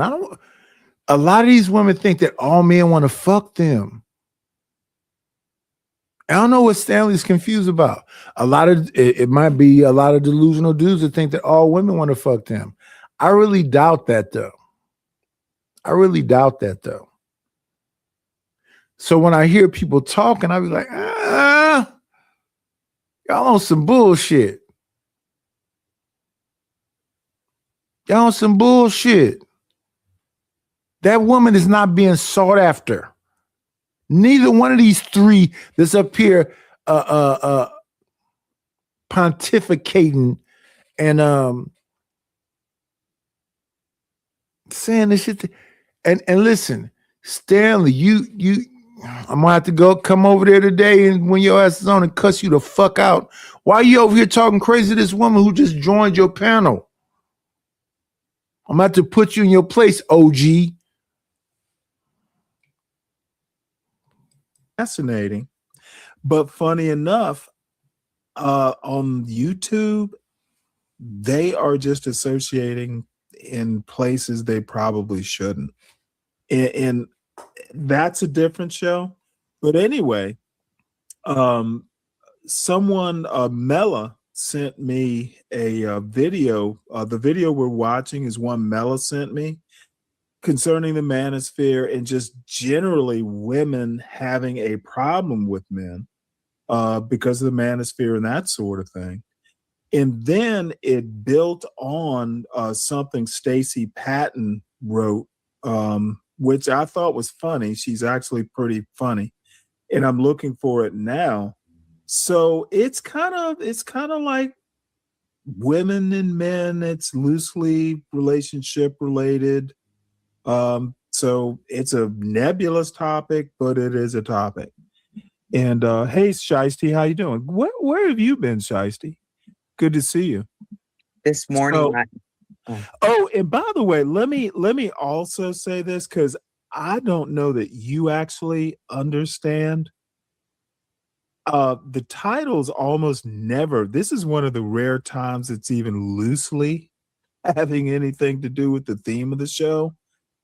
I don't care. Honestly, No, as you Um, went on, I understand what okay, you were saying. don't know. Let me finish what I'm saying. My show titles rarely, and surprisingly, it's surprising when they do have something to do with the topic. But That is crazy. Why are you doing her like that? Now, my titles are always ambiguous. There's no way you can understand what the fuck I'm talking about with my titles.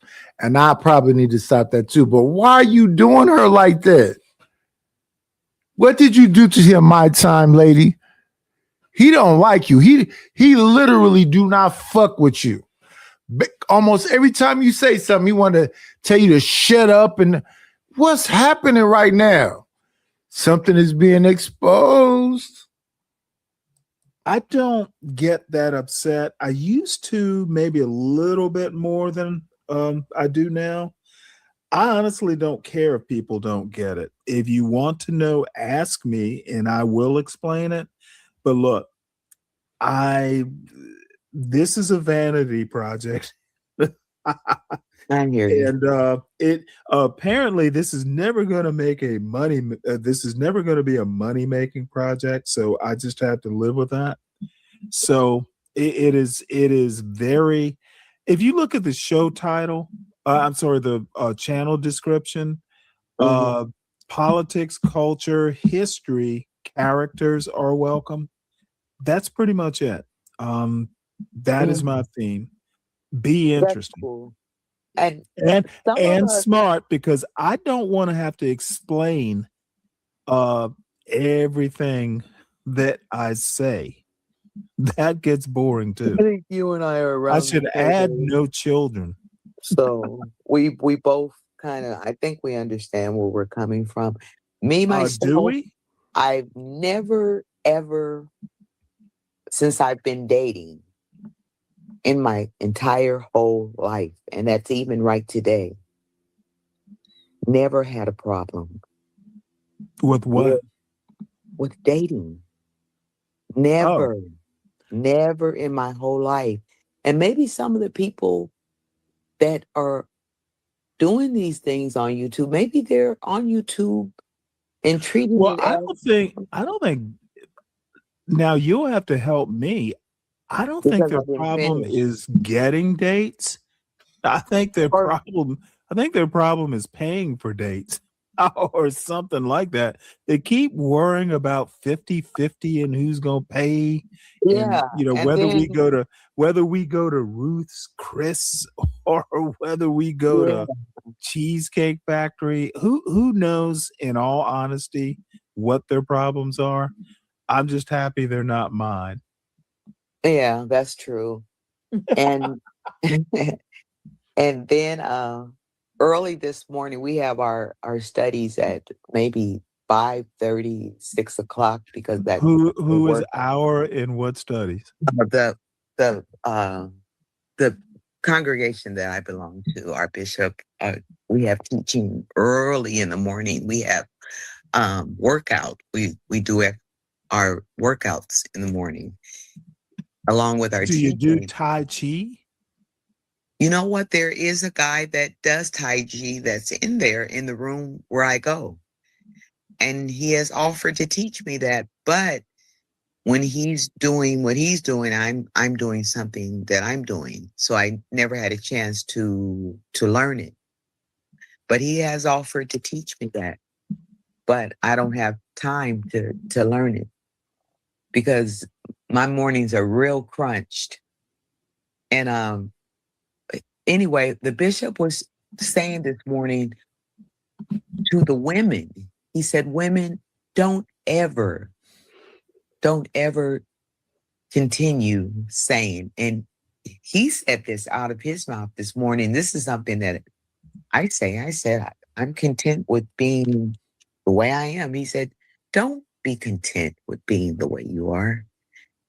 And I said, but what if someone has to have a time to just have a time for themselves, if they have like a project or something that's kind of very... I listen. to somebody have this exact discussion with me. I'm locked up.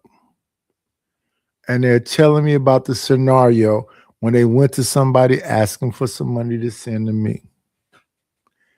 And they had this very same conversation as if your friend that's in that movie can't be cropped up to just his shoulder and face. You full of shit. You full of shit. People make them choices because they want to see a man get shitted on. People make them choices because they want to see a woman get shitted on. I don't give a fuck if you're drinking tea, matcha. It ain't gonna save you away from this conversation right here, Brody, brother. Y'all sound like a couple of women talking about what woman is cool or not. It's crazy shit. This is crazy shit. Hard, and that takes a lot of learning and a lot of teaching, a lot of reading, a lot of writing, and it's very, very. It's a learning process. I said, what if you just don't have time to date, and you don't have time to get involved, and you don't want someone to get all wrapped up in you, and I don't want anyone to get all wrapped up in me when I don't have time. I literally don't have time to date. Gotcha. Can I go ahead and play this video? Said, Can I go ahead and play this video? Damn, Stanley, you hate pussy. Why you been snapping on her since she got up there? Can I go ahead and play these other ratchet looking bitches video? They saying a bunch of dumb shit because they liberals. They not talking about shit. They not standing on shit. What the fuck do this got to do with being a black woman? A black woman can be beneficial if a white woman can reap the benefits if she, what did it say? Let me read the title again. That's not the title I'm looking for. What's my fucking title? What's the title of the damn show? Let me shrink this down. Being a black woman pays well when you're white. White people benefiting off the backs of black people. What the fuck is this shit you taking this lady through and talking about being black? Being a black woman pays well when you're white. No, they use black women as a motherfucking like, oh man, this shit is, I'm getting angry. And I don't be getting angry about this shit. This shit, nigga.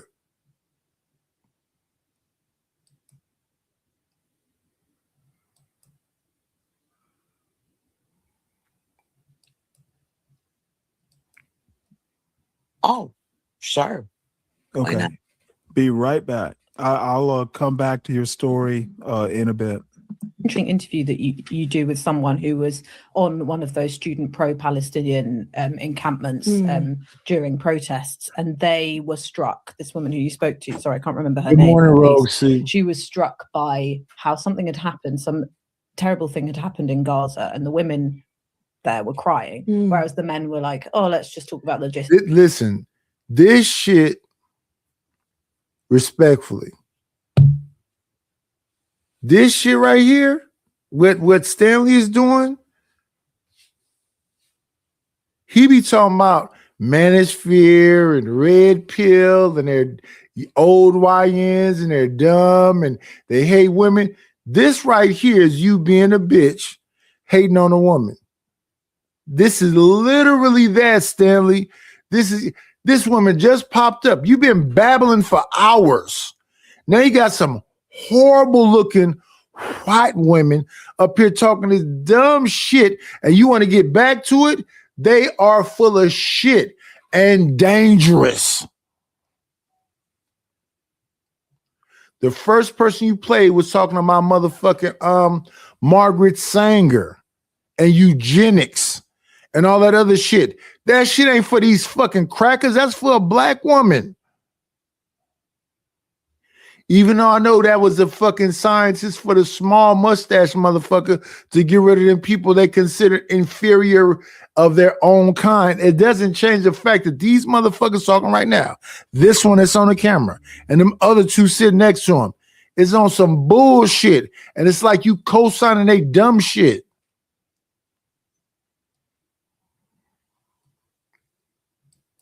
Logistics of our next action. Yeah. And that for her summed up that men couldn't sort of feel what was going on as empathetically as women. Yeah, that was Ash. She was really frustrated with men she worked with in campaigning for Palestine, which was basically her whole life. Like she said that she spent way more time on that than her studies. And she found it very difficult that the men would drop in ways to give speeches and sort of take the limelight, but then they didn't feel it as deeply. And she viewed that as a sort of just a failure of empathy, basically. They couldn't quite stretch themselves. It was still about ego, even when, and actually the girls I spoke to at Leeds University as well said that they felt that when men were involved in like social justice issues, it would be by far the most when they're sort of running for politics, like running for the university's Green Society or something. They'd be more likely to do that than they would be to do a protest on another issue. They'd never touch feminist society. They wouldn't touch social justice issues that don't involve self-promotion. That's their feeling.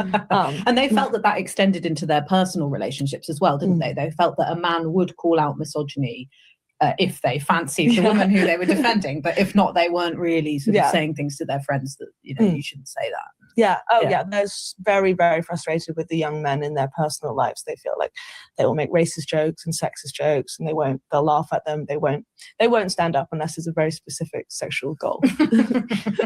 Well, Scarlett, you talked about the sort of contrast in terms of class, but actually there's quite interesting stuff coming out of your research about the differences in outlook between white women and those from an ethnic minority background. So you might expect women of color to be more likely to, you know, to say that they feel the country is racist, for example, because they're more likely to be on the receiving end of racism, but it's actually the opposite. It is the opposite way around. So yeah, white. Finally, we get into the fucking topic. Women in this country, young white women, sorry, I should specify, think that the country is racist.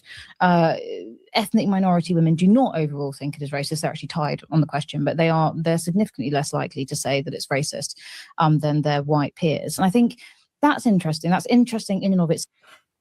Well, let me make a point about Britain. And this is why I often, I'll get people from Britain or California, oddly enough. In California and Britain, I'll make that connection. 5% of a population that identifies as African heritage. Now, that's kind of a broad definition, but there aren't a lot of people who will. Well, let me deal with California because I'm a lot more familiar. I'm not as familiar with Britain, though I can make a commentary and I know enough people. I know enough British blacks. Why the fuck are you babbling? Get to the point, intellectual. You supposed to be smart. Why the fuck are you talking about all this other shit? Get to the point, motherfucker. You made the fucking title. British, I know, blah, blah. Get to the fucking point, nigga. To at least make a stereotypical evaluation. Black people in California, they are African heritage, but they are not definitional of any large scope of Black culture. They are Cali blacks, and I mean it as a pejorative, to be honest. Mainly because a lot of them are assholes and piss me off when we get into pissing contests. So if you want to be Black, move back to where it all began. Move back to South Carolina or Georgia or even Virginia, just somewhere, maybe even Florida, just to be kind. But I'm not listening to a motherfucking Cali Black tell me what it's like to be black or what. When a Cali Black says we, I'm assuming he means we Cali Blacks. He does not mean somebody from Georgia or the South. This is the same stupid shit he always saying. Let's move forward a lot of bit because I see you on fuck shit already. Fucking Roland Martin.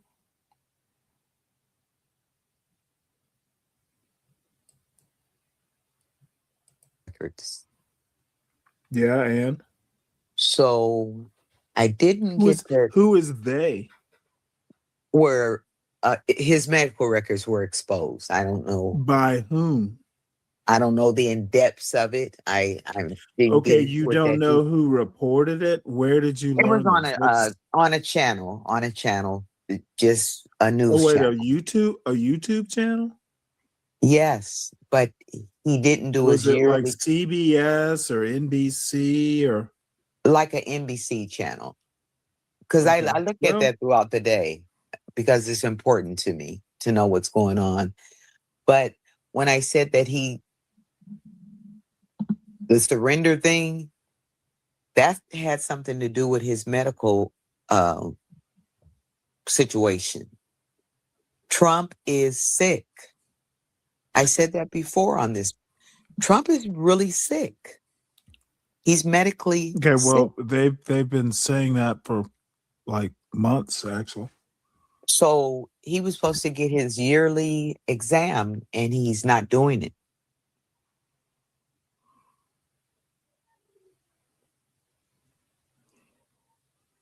Dead air. So that's a big issue right now. Gotcha. Con, I'm going to drop a link. You've got to read this book if you haven't. It is literally filled in some gaps, especially at this point, post Civil War in America. So I'll drop the link for you in just a second. Yeah, I'm done. I can't listen to no more of this shit.